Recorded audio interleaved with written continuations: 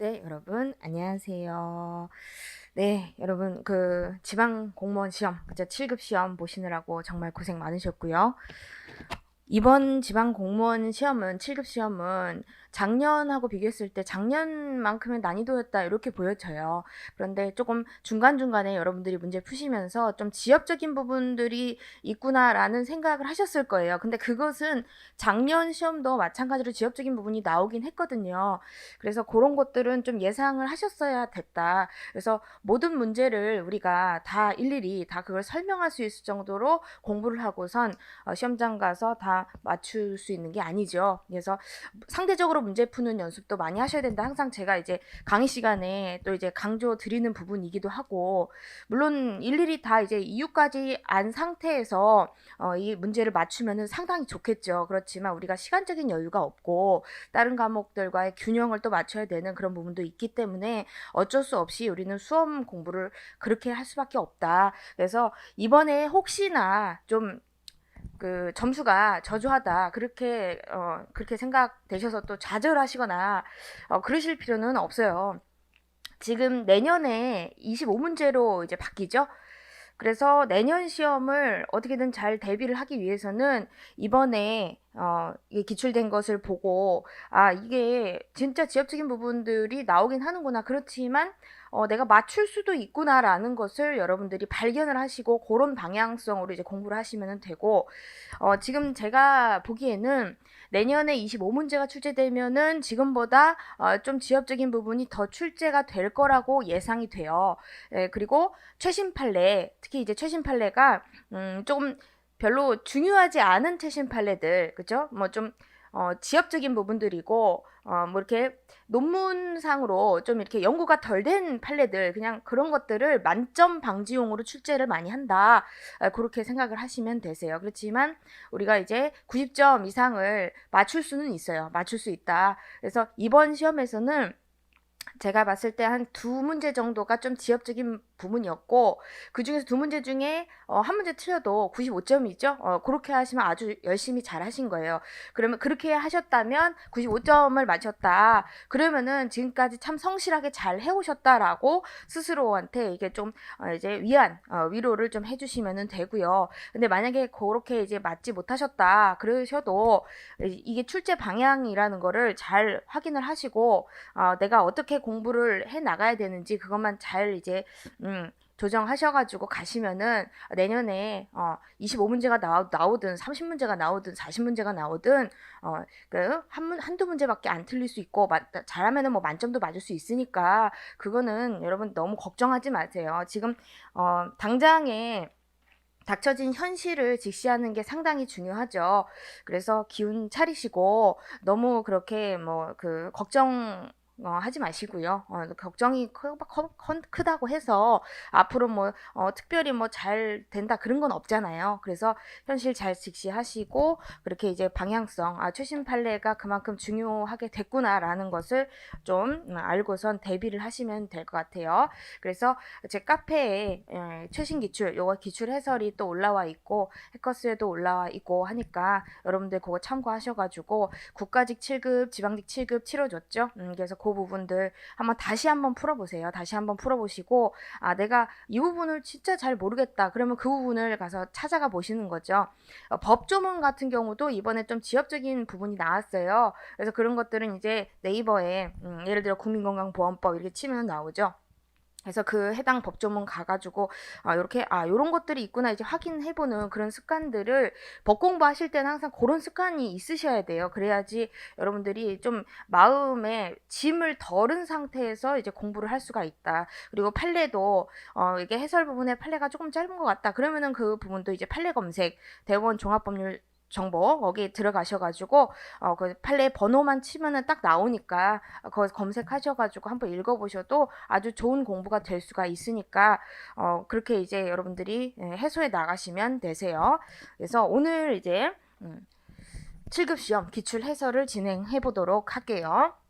그래서 강론은 한 6문제 정도 나왔어요. 그래서 강론이 조금 부담이 된다. 그러면 그것부터 조금 이제 내가 어떻게 공부를 해야 되는지 계획을 세우셔서 나가시면 되겠어요. 그래서 1번 보시면은 신뢰보호 원칙이 나왔죠. 1편에서 신뢰보호 신고 파트가 제일 중요하죠. 그래서 옳지 않은 것은 1번 신뢰보호 원칙과 행정의 법률적 합성 원칙이 충돌한다. 그럴 수 있죠. 그럴 경우 국민 보호를 위해서 원칙적으로 신뢰보호 원칙이 우선한다. 이것은 우리가 동의설의 입장이에요. 동의설. 그래서 충돌을 하게 되면은 이제 동의설, 이익 형량을 한다. 그렇게 배웠죠. 그래서 원칙이 없어요. 원칙적으로 신뢰보호 원칙이 우선한다. 그럼 틀렸다. 이익 형량을 하라 그랬어요. 개별적인 사안마다 각각 판단하는 것이지 원칙이 우선한다 이런 건 없다. 법률적 합성 원칙 공익과 신뢰보호 원칙 사익, 충돌하면 공익과 사익, 이익 형량, 비례 원칙으로 가는 거죠. 그래서 이것도 이제 신뢰보호의 한계 파트에서 우리가 배운 문제죠. 그래서 틀렸고 이것도 역시 기출을 해서 계속 나왔던 문제예요. 그래서 이것도 제가 이제 강의할 때도 요거 기출 문제 꼭 확인하셔라. 그렇게 또 이제 말씀드리는 부분이고 기출에서 수십 번은 나왔다. 그리고 두 번째 수익적 행정 차원의 하자가 당사자의 사실은폐에 의한 신청행위에 기인한 것이다.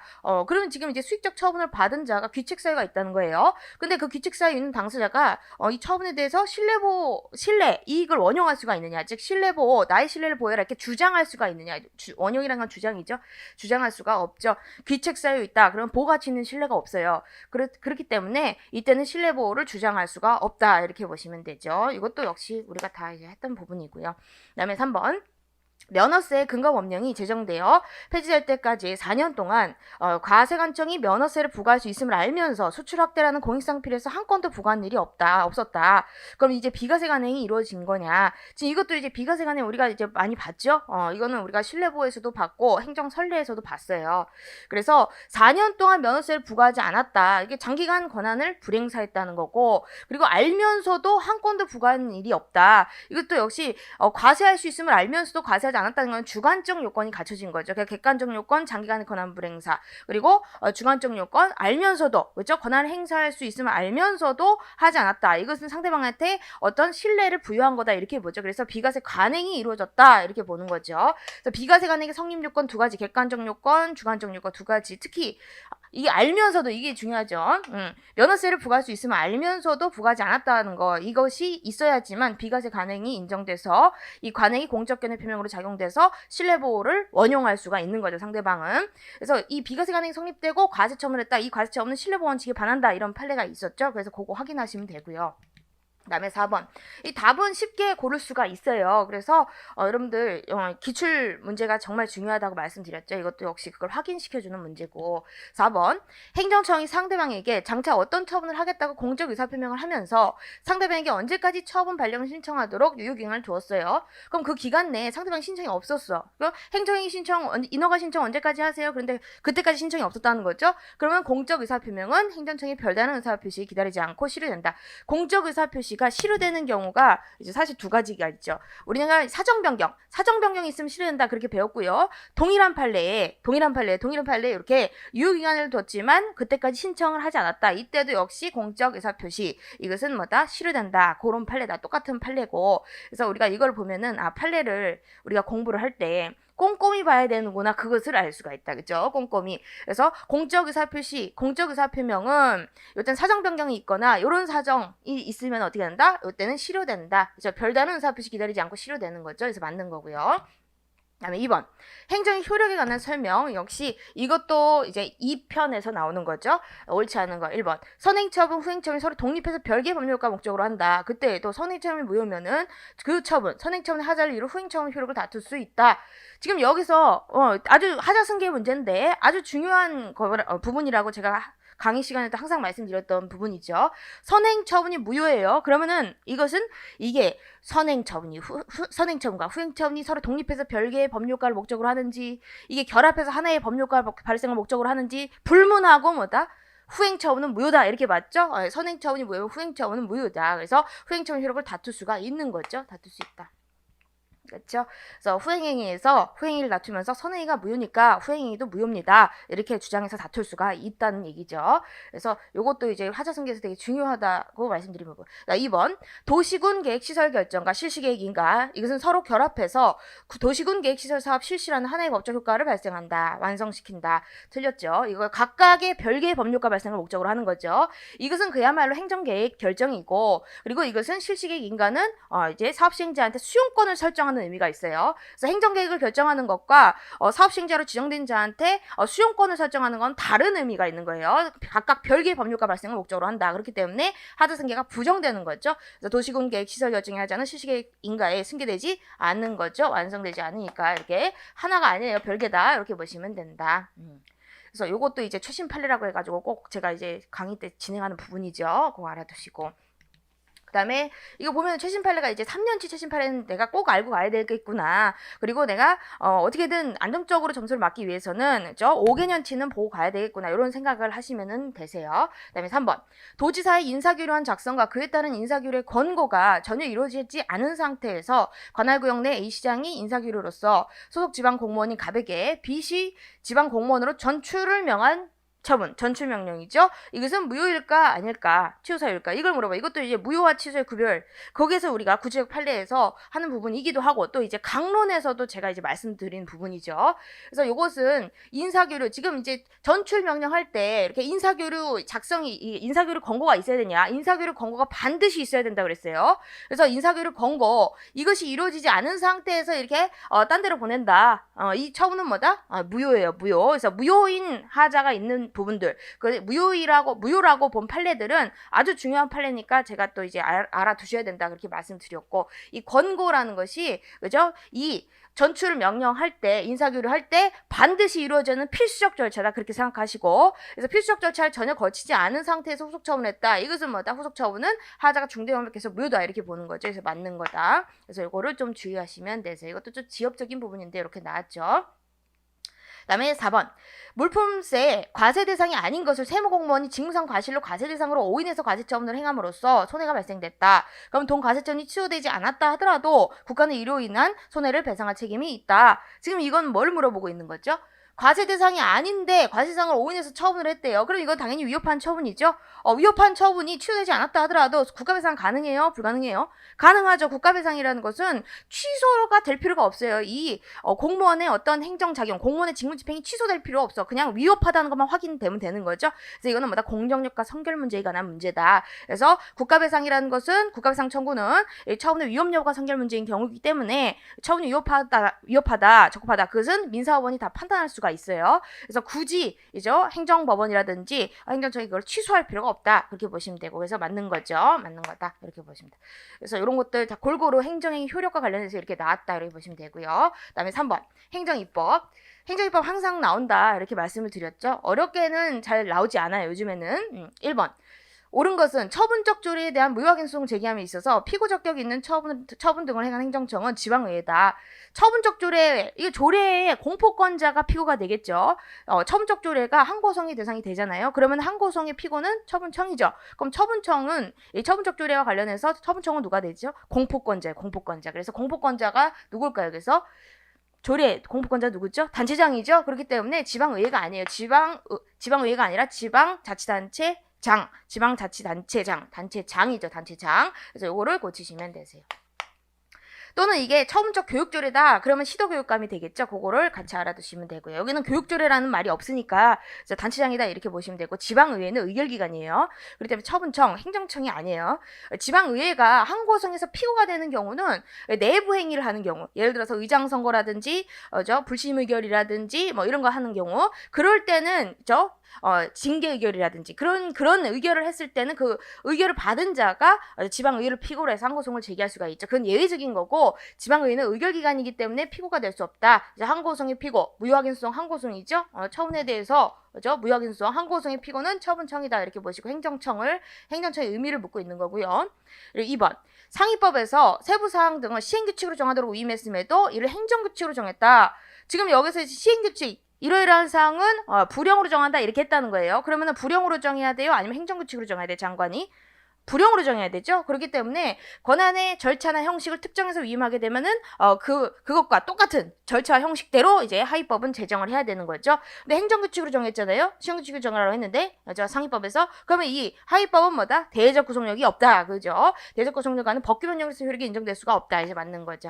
만약에 이게 이제 장관이 정한다. 이렇게 행정기관에다가 위임을 했다면, 이렇게 시행규칙으로 절차 형식을 특정하지 않은 채, 행정기관에다 그냥 위임을 했다면은, 이렇게 장관이 행정규칙으로 정하면은 이 행정규칙이 상위법과 결합해서 대외적 효력이 발생되는 법령보충규칙이 될 수도 있어요. 그렇지만 상위법에서 이렇게 절차 형식을 특정했기 때문에 이대로 정해야 되는 거죠. 행정규칙으로 정하면은 이것은 위임의 한계를 일탈해서 법규성이 없어요. 이렇게 보시면 되고. 그 다음에 3번. 법률의 위임에 따라 효력을 갖는 법규명령, 위임명령이죠. 위임의 근거가 없어 무효 그러면 나중에 법 개정으로 위임의 근거가 부여되었다면 당의 법규명령 제정 시에 소급해서 유효한 법규명령이 된다. 틀렸죠? 위임명령이다. 하위법이죠? 그러면 상위법이 개정됐어요. 그러면은 지금 어떻게 개정됐죠? 법 개정으로 위임의 근거가 부여됐대. 그러면 부여됐으면은 상위법 위임의 근거, 위임 조문이 생긴 거죠? 조문이 생겼다. 그럼 하위법은 그때부터 유효하게 되는 거예요. 그때부터 유효.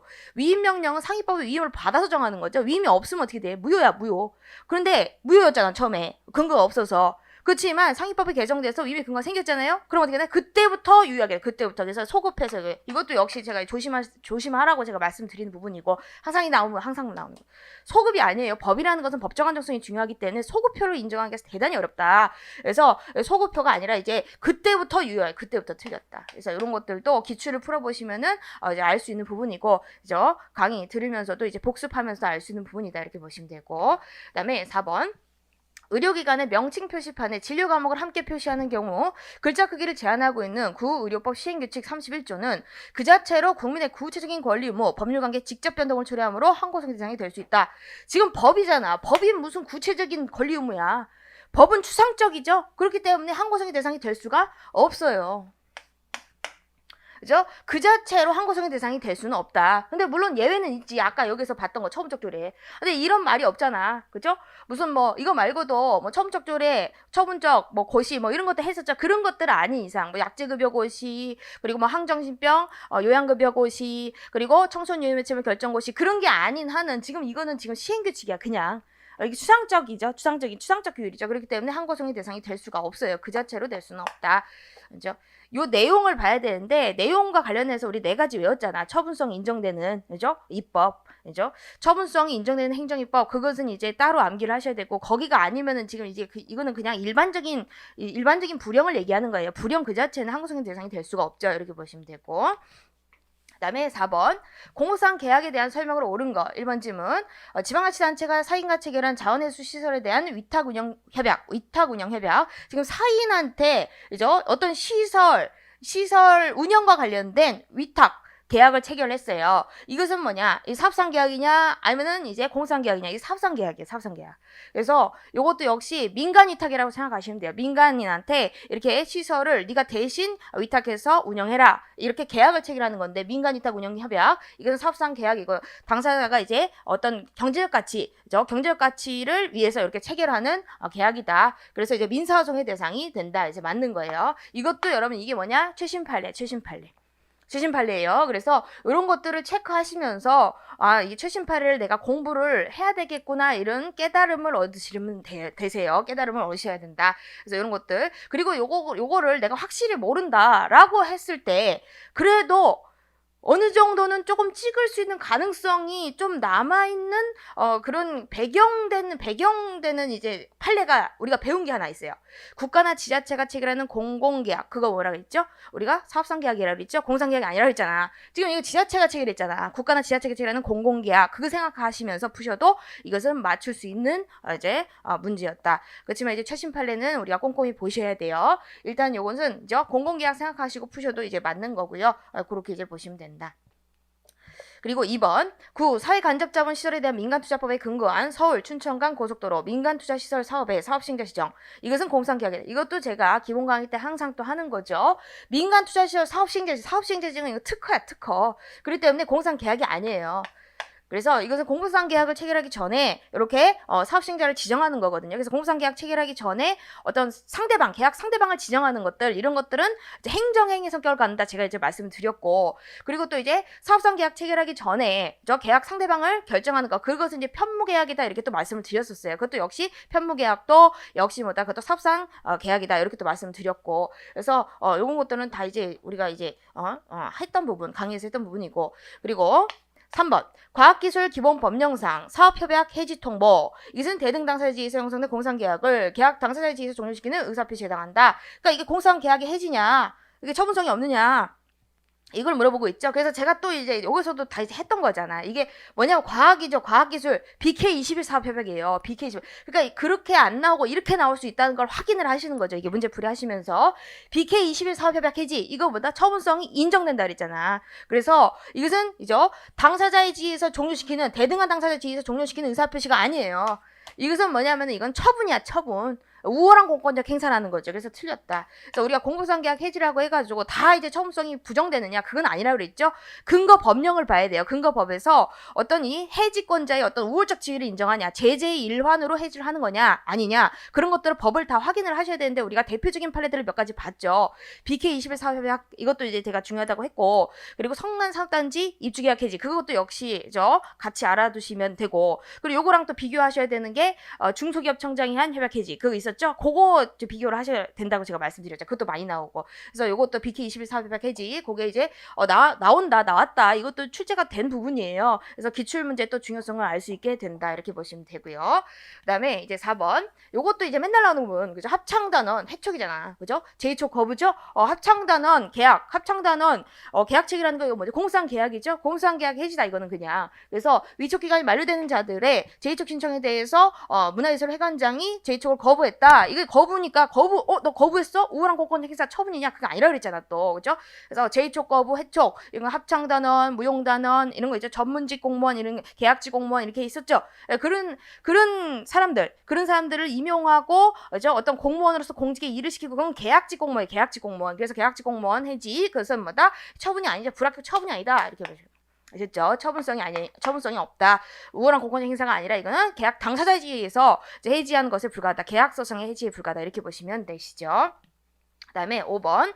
행정이 직권 취소 철회. 항상 또 이제 이 편에서 계속 나오고 있는 거죠. 그래서 옳은 것은 기억번. 과세관청은 세금 부과 처분을 취소한 처분에 취소 원인인 하자가 있다는 이유로 취소 처분을 다시 취소함으로써 원 부과 처분을 소생시키소. 이 소생, 회복 이런 것보다 취소의 문제잖아. 취소. 소생. 그죠? 뭐 부활 이런 얘기 나오면은 취소. 침입적 처분을 취소하고 또 취소하면은 침입적 처분, 원행정 처분.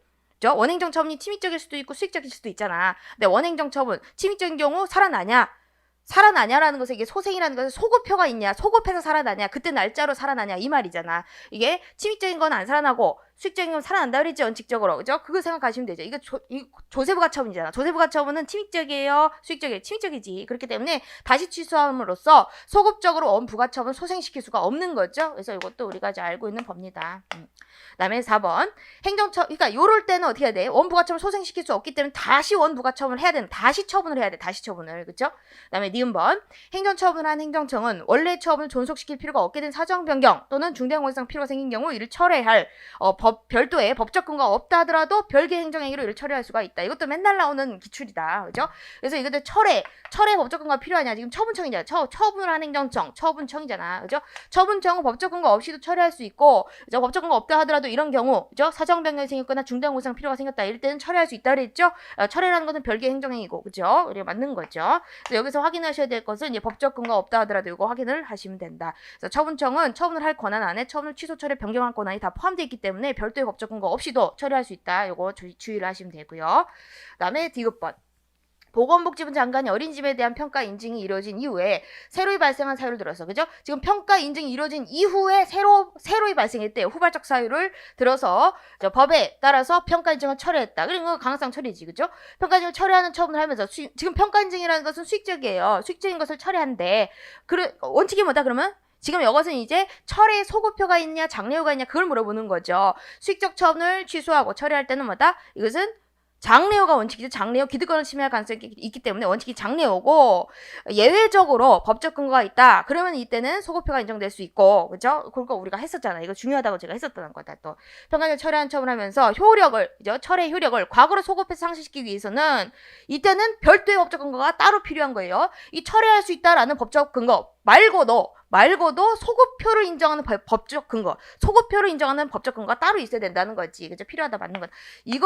여러분 이것도 국가직 시험인 것 같아요. 그때 나왔어요. 9급에서 시험이 나왔었어. 그래서 우리가 이걸 봐도 또 이제 기출의 중요성을 또 한번 알 수가 있다. 그래서 요런 게 이제 출제되니까 제가 이제 강의 시간에도 또 이제 말씀을 드리는 부분이고요. 이게 소급표 철회를 할 때는 수익적인 거를 철회할 때 그것은 이것마다 장래호가 원칙이에요. 장래호가. 그렇지만 반대로 소급표를 인정하기 위해서는 이 소급표를 인정하면 원상회복 의무가 생겨요. 그렇기 때문에 토해내야 돼. 보조금 받았다. 보조금 토해내야 되고 이래야 된다고. 그러니까 별도의 어떤 의무를 지우는 성격이 있기 때문에 소급표를 인정한다는 별도의 의무를 지우는 거야. 그렇기 때문에 의무를 지운다는 것은 침입적이죠. 그렇기 때문에 이거 별도의 법적 근거가 따로 필요한 거죠. 그렇죠? 원상회복 의무를 지우기 때문에 별도의 법적 근거가 따로 필요하다. 그렇죠? 별도 따로 필요하다는 거예요. 그거 알아두시면 됩니다.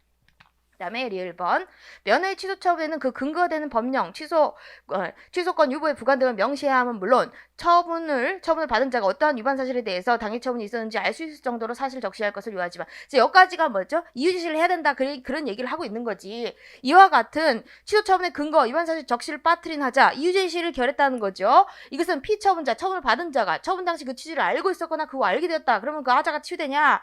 지금 이유 제시 하자가 치유되냐? 이 말인데 지금 알고 있었다는 사정만으로 치유돼요? 아니죠. 이것도 제가 이제 이것도 강조드리는 부분인데 하자 치유에서 이거 제가 또 이제 말씀드리는 부분이고 첫 처분 사유 추가 변경에서 알고 있었던 사정만으로 객관적 동일성, 기본적 사실관계 동일성 인정되지 않는다. 그것도 이제 말씀드린 부분이죠. 그래서 이것은 이제 이유 제시니까 절차의 하자이고, 그죠? 치유 사유인 하자이고 하자 치유가 인정될 수는 있지만 알고 있었다는 사정만으로 치유되진 않는다. 국민의 권리를 침해할 수가 있기 때문에 이런 사정만으로 하자 치유로 인정될 수 없다라는 게 우리 판례죠. 이것도 이제 기출이다. 이것도 기출의 중요성이다. 그죠? 그 다음에 이제 6번 보시면은 정보공개 제도, 그죠? 우리가 이제 3편에서 이제 골고루 나오는 거죠. 그죠? 정보공개 제도가 나왔어요. 옳지 않은 거. 1번. 정보공개 청구를 하는 자가 공개를 구하는 정보를 행정기관이 보유 관리하고 있을 상당한 개연성, 그죠? 개연성이 있다는 점을 입증해야 된다. 지금 입증 책임 문제가 되는 거죠. 그래서 우리가 정보공개에서는 입증 책임이 시험 문제가 많이 나왔어요. 생각보다. 그래서 이것은 뭐다? 이 행정기관이 공공기관이 정보를 갖고 있냐 안 갖고 있냐 그걸 누가 입증하냐는 거지. 그러면 그것은 뭐다? 정보공개 청구를 하는 자가 입증을 해야 되는데 그 입증 책임의 부담을 조금 감경해주고 있죠. 개연성만 입증하면 돼. 개연성. 확실하다. 그럼 어떻게 알아? 공공기관이 그걸 폐기했을 수도 있잖아. 그러니까 개연성. 가능성보다는 조금 더 앞으로 나아간 어떤 이제 개연성 분명히 거기 있을 거다. 이 정도. 확실하진 않지. 어떻게 알아? 그죠? 내 확실성보다 좀 덜한 개연성만 입증하면 된다. 이렇게 보고 있는 거죠. 그리고 요거와 반대되는 사정, 어떤 폐기되었다 또는 비공개 사유다 이런 것들은 공공기관이 입증 책임을 진다고 말씀드렸죠. 그거랑 같이 알아두시면 되고요. 2번 국민의 알 권리, 즉 정보의 접근, 수집, 처리의 자유. 정보의 접근, 수집, 처리 자유 이것만 나와도 알 권리라고 생각하셔야 돼. 그죠? 접근을 왜 해? 알고 싶으니까 접근하겠지. 그죠? 그래서 알 권리는 자유권적 성질, 청구적 성질 공유하는 것이다. 그죠? 청구하는 거고, 정보공개 청구를 하는 거고, 그리고 이것은 뭐다?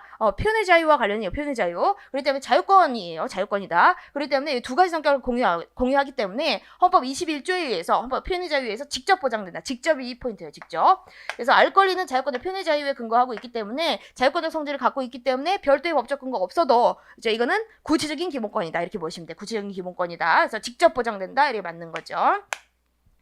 자, 우리가 이것도 개인적 공권에서 헌법으로부터 개인적 공권을 도출할 수가 있느냐. 그래서 그저 구체적 기본권이냐 추상적 기본권이냐 이렇게 나눠가지고 자유권적 기본권은 이제 구체적 기본권이기 때문에 별도의 법적 근거 없다 하더라도 헌법 그 자체만으로 개인적 공권이 인정될 수 있다. 그렇게 말씀을 드렸었죠. 그래서 이것도 이제 자유권이기 때문에 자유권적 기본권은 이제 별도의 법적 근거 없이도 헌법 그 자체로 개인적 공권이 인정될 수가 있는 거죠. 그렇게 보시면 되고. 그다음에 3번 사립대학교에 정보공개 청구했다가 거부될 경우 사립대학교에 대한 국가의 지원이 한정적, 국부적, 일시적임을 고려한다면 사립대학교 총장을 필요로 해서 취소송을 제기할 수가 없다.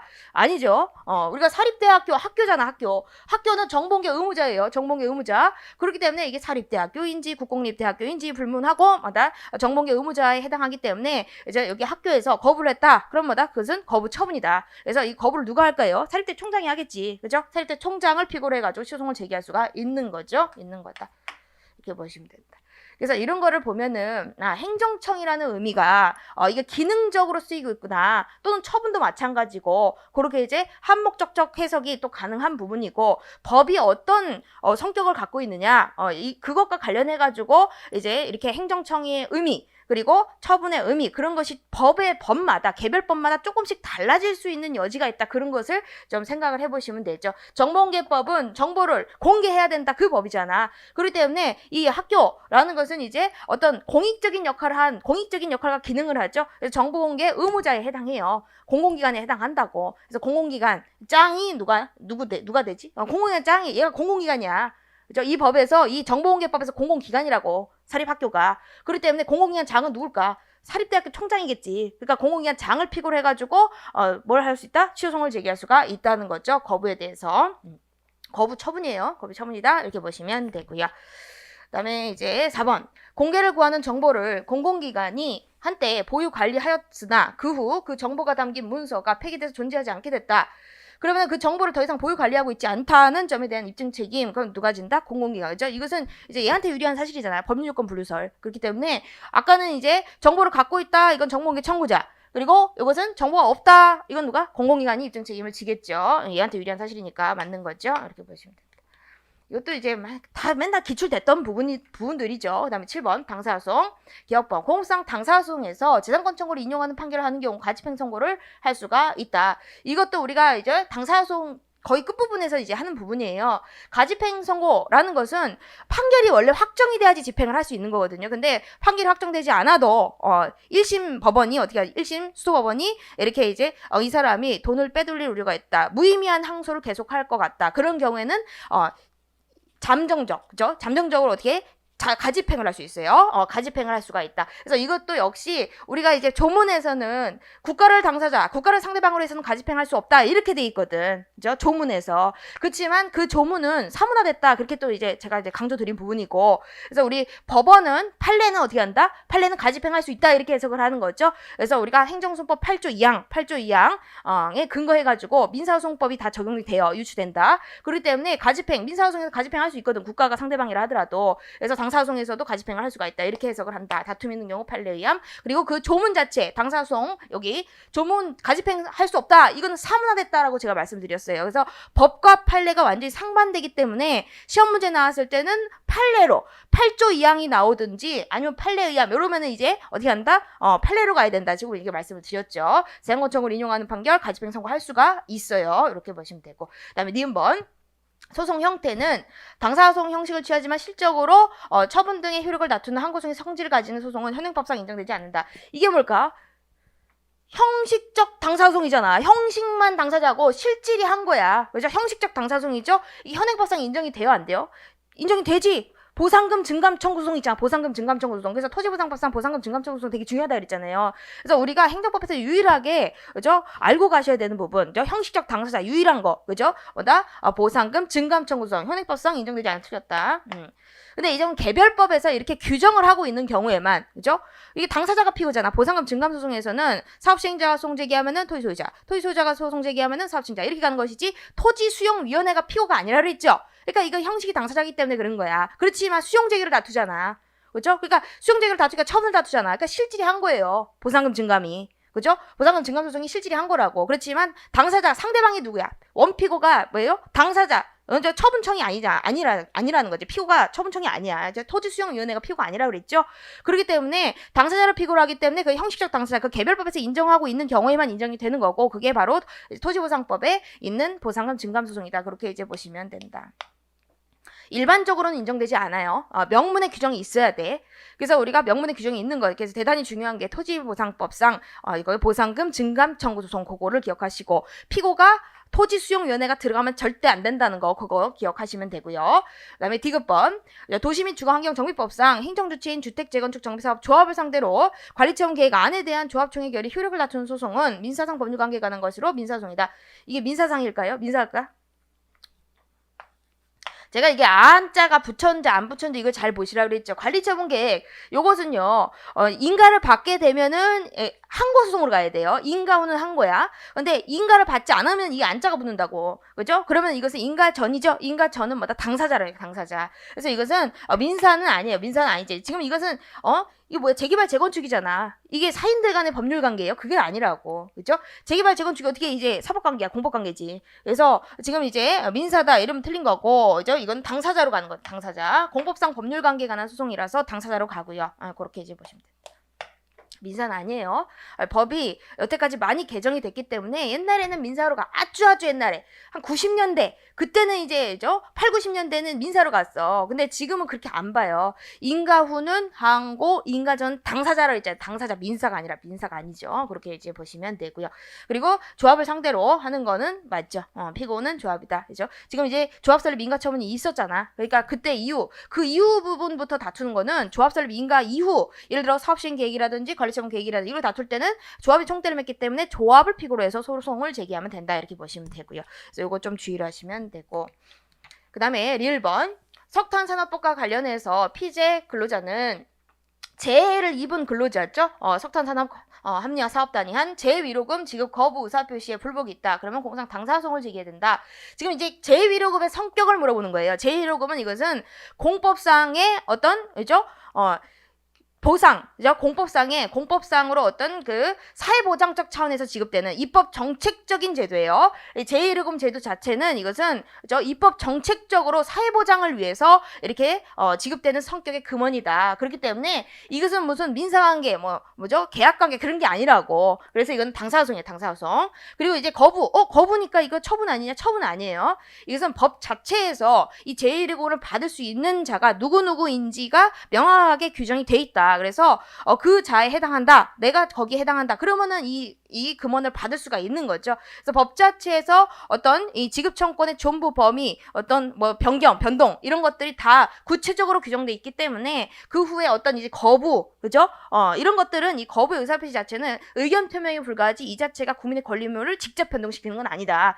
국민의 권리의무를 변동시키는 것은 이 법 자체예요. 법 그 자체. 법이 구체화돼 있다. 석탄산업법 제1호금. 그래서 이것은 뭐다? 당사자소송으로 당사자소송 제기해야 된다. 이제 맞는 거죠. 지급청구소송을 적극적으로 제기하면 되겠죠. 지급청구소송. 내가 여기 권리자에 해당하기 때문에 돈 달라, 돈 내놔라. 이렇게 어떻게? 난 권리가 있고 너네들은 의무가 있으니까 권리의무 관계를 다투는 공법상의 권리의무 관계를 다투는 당사소송을 제기하면 된다. 이렇게 보시면 돼요. 그래서 이런 것들도 다 당사소송에서 뭐 그 공단의 급여 결정 그리고 미지급 결정 이런 거 비교하고 했잖아요. 법 자체에서 구체적인 권리 의무가 발생한다. 그러면 당사자야. 법 그 자체에서 구체적인 권리 의무가 발생하지 않고 법이 추상적이기 때문에 그 후 행정청의 의사결정 요것이 구체적인 거다. 그러면은 그거 자체에 대해서 항고소송을 제기하면 된다 그랬죠. 그래서 공단의 급여 결정은 항고소송, 미지급 결정은 뭐 당사소 그런 것들 생각하시면 되신다. 그래서 이것도 법 자체에서 입법 정책적으로 인정된 제도기 때문에 법 자체에서 구체적인 어떤 존부, 청권의 존부, 범위 이런 게 확정이 돼요. 그래서 당사소송으로 나 돈 달라 지급청구소송을 적극적으로 제기하면 된다. 이렇게 보시면 되세요. 이것도 사실은 기출이에요. 기출이다. 그래서 이것도 기출의 중요성을 우리가 알 수가 있다. 이렇게 보시면 되고요. 그 다음에 이제 8번 행정절차법이죠. 행정절차법이 적용 대상이 되지 않는 거. 그래서 이렇게 어렵게 나오진 않았죠. 그래서 뭐 1번 경륜디귿 뭐 이런 식으로 나왔어요. 행정절차법 역시 3편이고요. 행정절차법이 되게 중요하다 또 이제 말씀을 드렸고 이제 개정이 된 부분들도 있고 그리고 최근에 이제 적용 대상에 대한 문제들에 이제 초점이 맞춰져 있어요. 그래서 되도록 많은 판례들을 좀 알아두셔야 되고 이 적용 제외 사항들 조문도 있고 판례도 있어요. 그래서 그런 것들 다 알아두셔야 된다. 그래서 기억번, 병역법에 따른 징집 소집에 관한 사항 그죠? 요것도 역시 우리가 9호에 있었죠. 9호에 적용 배제 사항들, 행정자법 적용되지 않는 것들. 그런데 이게 구체적으로 어떠한 판례라고 이제 명시하진 않았어요. 조문이다. 조문. 병역법에 따른 징집 소집에 관한 처분. 중에서도 역시 행정절차를 거치 곤란 불필요 준한 절차를 거치는 사항이겠죠. 공무원 인사관계 법령에 의한 처분 중에서도 행정절차를 거치 곤란 불필요 준한 사항, 그죠? 이렇게 되는 것처럼 역시 이것도 이제 마찬가지인데 조문 문제니까 좀 상대적으로 이해를 하셔서 이제 푸시면 된다. 너그럽게 좀 이해를 하셔야 돼요. 그래서 병법에 따른 징집 소집, 그죠? 이거 맞는 거다, 맞는 거고, 그죠? 적용 대상이 되지 않아요. 이제 배제 사유 중에 조문을 물어보고 있는 거고요. 이제 이게 많이 헷갈린다. 이 중에서도 행정처의 행정차에 준하는 거 아니에요? 준하는 것만 그렇게 되는 거 아니야? 그렇게 좀 의심이 들잖아. 그럼 그냥 넘어가면 돼. 넘어가시면 되세요. 근데 이건 일단 조문에 적시가 돼 있다는 거는 알고 계셔야 되겠죠. 그다음에 니은번 산업기능유한 편입 취소 처분. 이것도 제가 항상 또 강의 할 때 제가 또 이제 말씀드리는 부분인데, 이것은 병역법에 따른 징집 소집에 해당하지 않는다 그랬잖아. 그렇기 때문에 이건 행정조차법 적용이 되는 거죠. 그래서 헷갈릴까봐 이거는 기억번은 이제 적용이 안 되는 거고, 그래서 요거는 적용이 되는 거죠. 그리고 디귿번, 요거는 산업기능유한 편입 취소 처분이 나오게 되면은, 그죠? 어떻게 이 사람이 다시 현역을 가거나 공익으로 가야 된다 그랬죠? 그러면 그때 이제 다시 입영 통지서가 날라온다고. 그러면 그 입영 통지서와 관련해서는 당연히 병법에 따른 징집 소집이지만, 이걸 취소하는 처분 그 자체는 이거는 별도의 어떤 행정처의 준한 절차를 거치러 가는 규정이 없어요. 그렇기 때문에 이거는 행정처법 적용 대상에 해당한다 이렇게 보셔야 되고, 그다음에 디귿번, 국가공무원법상 직위 처분. 이것도 국가공무원법에 개별적인 어떤 규정들이 있다고. 행정처의 준한 절차를 거치러 가는 규정들이 있어요. 그렇기 때문에 직위 처분할 때도 역시 뭐다? 국가공무법이 적용되는 것이지 행정처법 적용되지 않는다. 이것도 이제 많이 했던 거고요. 군인사법상 무슨 보직해임 이런 것도 같이 했었죠. 우리가 국회직 시험에서도 이제 나왔던 부분이고. 그다음에 리을번, 헌법재판소 심판을 거쳐 행하는 사항. 이건 조문이죠. 조문이죠. 이거 사업 절차지 행정절차가 아니잖아. 적용되지 않는다. 이렇게 보시면 되고. 그다음에 미음번, 대통령이 한국방송사 사장의 해임처분. 이것은 주의하셔야 된다고 제가 말씀드렸죠. 이것은 뭐다? 행정청의 처분이에요. 그렇기 때문에 이건 적용이 되는 거다. 적용이 되는 거다. 그래서 우리가 입법 절차, 사업 절차, 준사업 절차, 독립 절차 이런 것들은 적용이 안 되고, 이제 대통령이 없지 않아요. 제가 이렇게 또 강의 시간에 말씀드리죠. 대통령의 행한 처분은 1호부터 9호까지 규정이 없다고. 적용 배제 사항의 규정이 없어. 그러니까 적용이 되는 거야. 적용이 된다. 그래서 이것도 이제 한국방송사 해임 처분할 때 사전통지 의견 청취 기회 안 줬다고 해가지고 이게 절차자 치유 사유다 이렇게 판시가 나온 사안이죠. 그래서 이렇게 이제 정리를 하시면 되세요. 그래서 이렇게 이제 됐다. 이게 정말 헷갈린다. 기억번. 그렇다 하더라도, 그죠? 지금 여기서, 미음번 알면 이거 두 개 중에 잘 할 수가 있잖아. 그쵸? 그래서 이거 아리까리 하다. 그러면 이거로 해야지, 이거로. 이거는 확실히 이건 아셔야 돼. 이거는 진짜 기출에서 많이 나왔던 미음번은. 그쵸? 그래서 이런 것들을 보면은, 자, 기출의 중요성을 또다시 알 수가 있다. 그래서 이제 보시면 되고. 그다음에 9번 이제 공무원의 의무. 요거는 이제 강론이죠. 강론. 공무원법의 내용이고요. 1번 지문. 공무원의 비밀 엄수 의무의 대상이 되는 직무상 비밀은 행정기관이 비밀이라고 형식적으로 정한 것을 의미한다. 형식적으로 정한 게 아니죠. 실질적으로 정한 것만 비밀이에요. 실질적으로 실질비설이라고 했잖아. 실질비설. 이것도 우리가 강론 부분에서 다 했던 부분이고요. 형식비가 아니라 우린 실질비다. 실질비. 그죠? 그래서 이것이 공개되면은 어떤 행정 목적 달성을 어렵게 한다거나 그런 사정이 있어야 돼. 실질적으로 타인에게 알려지지 아니함이 유리한 어떤 사실들, 그래야 되는 것이지 형식만으로 이게 형식적으로 비밀로 규정이 돼 있는지 규정이 안 돼 있는지 그것만 보는 게 아니라는 거죠. 실질비다. 실질비. 그죠? 그래서 직무상 비밀, 직무상 비밀 누설하면 안 되죠. 비밀 엄수 의무의 대상이 되는 직무상 비밀은 실질적으로 이제 비밀 사항으로 인정되는 사항이어야지. 이게 직무상 비밀에 해당한다. 이것도 그냥 알아두시고. 그 다음에 2번. 공무원의 법정 연가 일수의 범위 내에서의 연가 신청에 대한 허가가 있기 전에 근무지를 이탈한 행위. 이것은 직장이탈 금지 의무. 직장이탈 금지 의무가 있죠. 또 우리 공무원은. 자, 여기 직장이탈 금지 의무 위반이냐. 지금 여기서 연가 냈잖아. 연가, 허가가 있어야 돼. 연가 신청을 했다. 이게 법정 연가 일수 범위 내라 하더라도, 그죠? 연가 신청을 하면 허가가 있어야지, 이제 연가. 받은 대로 이렇게 쉴 수가 있는 것이지, 이제 연가 신청에 허가가 있기 전이잖아. 전은 뭐다? 이제 계속 일해야 돼. 그래서 허가 있기 전까지는 근무지를 이탈할 수가 없어요. 근무지 이탈할 수 없다. 근무지 이탈하면 이건 직장 이탈 금지 의무 위반에 해당한다. 이제 위반에 해당한다. 이것도 다 했던 부분이에요. 다 했던 부분이다. 그죠? 그렇게 이제 보시면 되고. 3번. 강론 강의할 때 다 했던 부분 강론. 3번. 다수의 공무원이 일반 계약직 공무원에 대한 계약 연장 거부 결정에 대해서 비난하면서 공무원이 뭔가 이제 불만이 있는 거예요. 릴레이 1인 시위 등을 행한 행위는 공무 외의 일을 위한 집단행위에 해당하지 않는다. 우리가 집단행위 금지 의무가 있죠. 집단행위 하면 안 된다. 여기서 집단행위냐? 1인 시위잖아. 릴레이야. 릴레이. 집단행위가 아니에요. 해당하지 않는다. 릴레이로 하는 거죠. 이것은 어떤 나중에 하는 사람이 선동자, 처음에 했던 선행적으로 이제 릴레이 시위했던 사람들을 어떤 의견에 동조를 하는 거지. 동조를 해가지고 각각 행위를 한다 이렇게 봐요. 그래서 이것은 어떤 집단으로서 위세를 어떤 보여주려고 하는 의도라기보다는 이것은 각각 동조를 하는 의미, 동조를 하기 때문에 이제 각각 이렇게 행한 행위, 공무원으로서 어떤 위세를 떠치려는 행위는 아니다. 그래서 집단성을 부정했어요. 집단성을 부정했다. 이것도 좀 알아두시면 된다. 좀 지엽적인 부분이다. 그렇지만 알아두셔야 돼요. 알아두셔야 된다. 이보시고 그다음에 이제 4번 군인이 상관 지시나 명령에 대해서 재판처권을 행사하는 경우 그것이 위헌 위법인 지시와 명령을 시정하려는 데 목적이 있을 뿐 군 내부 상명하복 관계를 파괴하고 명령 불복종 수단으로서 재판처권의 외형만을 빌린다. 그런 의도가 없대. 그러면은 군인의 복종 의무를 위반하였다고 볼 수가 없다. 지금 이것은 재판 청구를 한 것이 복종 의무 위반이냐? 원칙적으로 복종 의무 위반이 아니에요.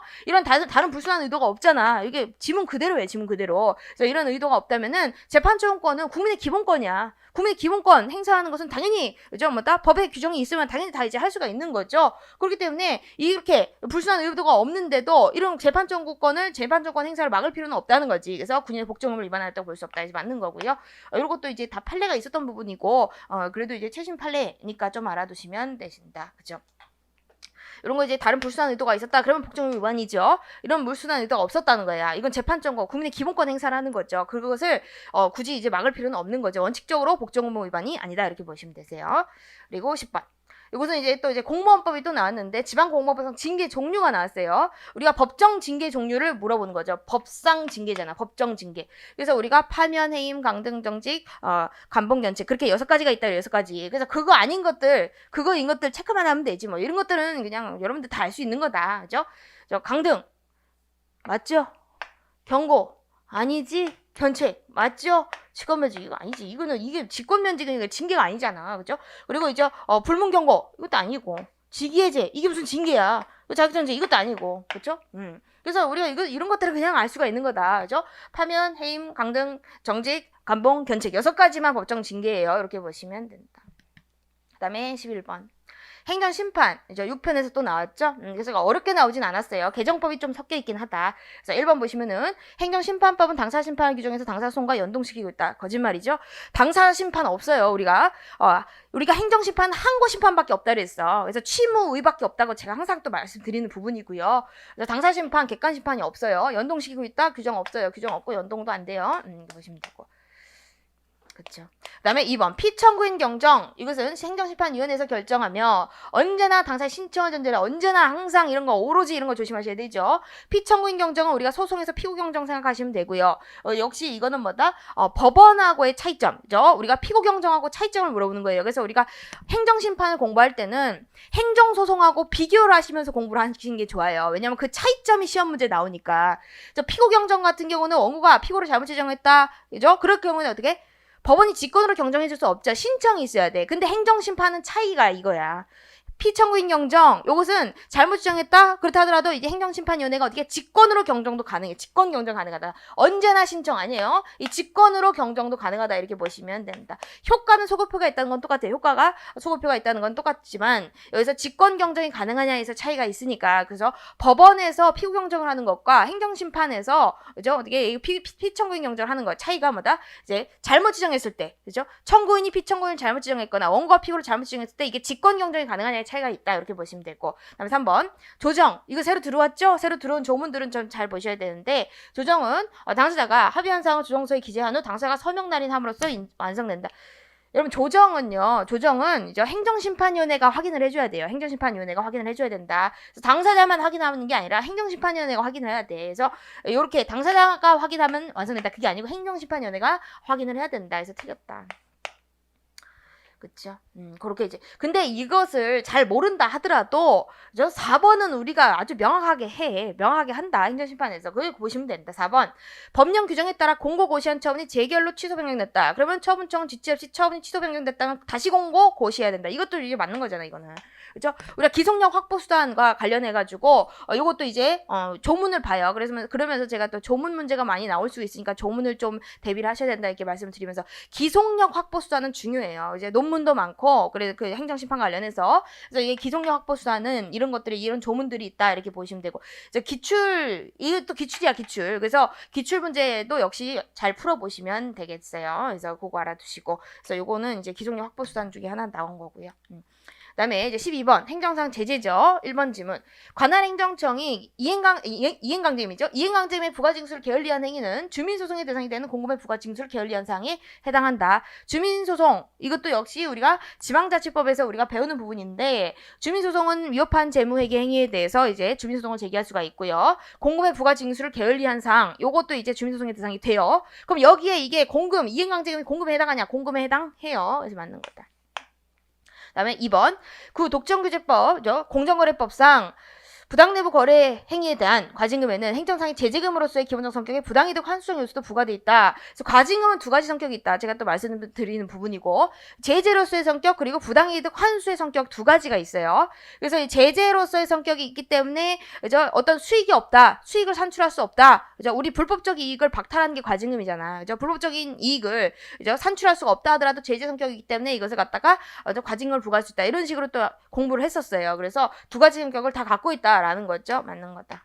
그다음에 3번 구법인세법에 근거해서 부과하는 가산세. 가산세는 형벌이 아니다. 그죠? 형벌이 아니죠. 그래서 행위자의 고의가실, 책임 능력, 책임 조건 이런 고려하지 않고 조세 부과 징수 절차 조세 부과 절차에 따라 과징할 수가 있다. 그죠? 이것도 이제 다 이제 우리가 하는 부분.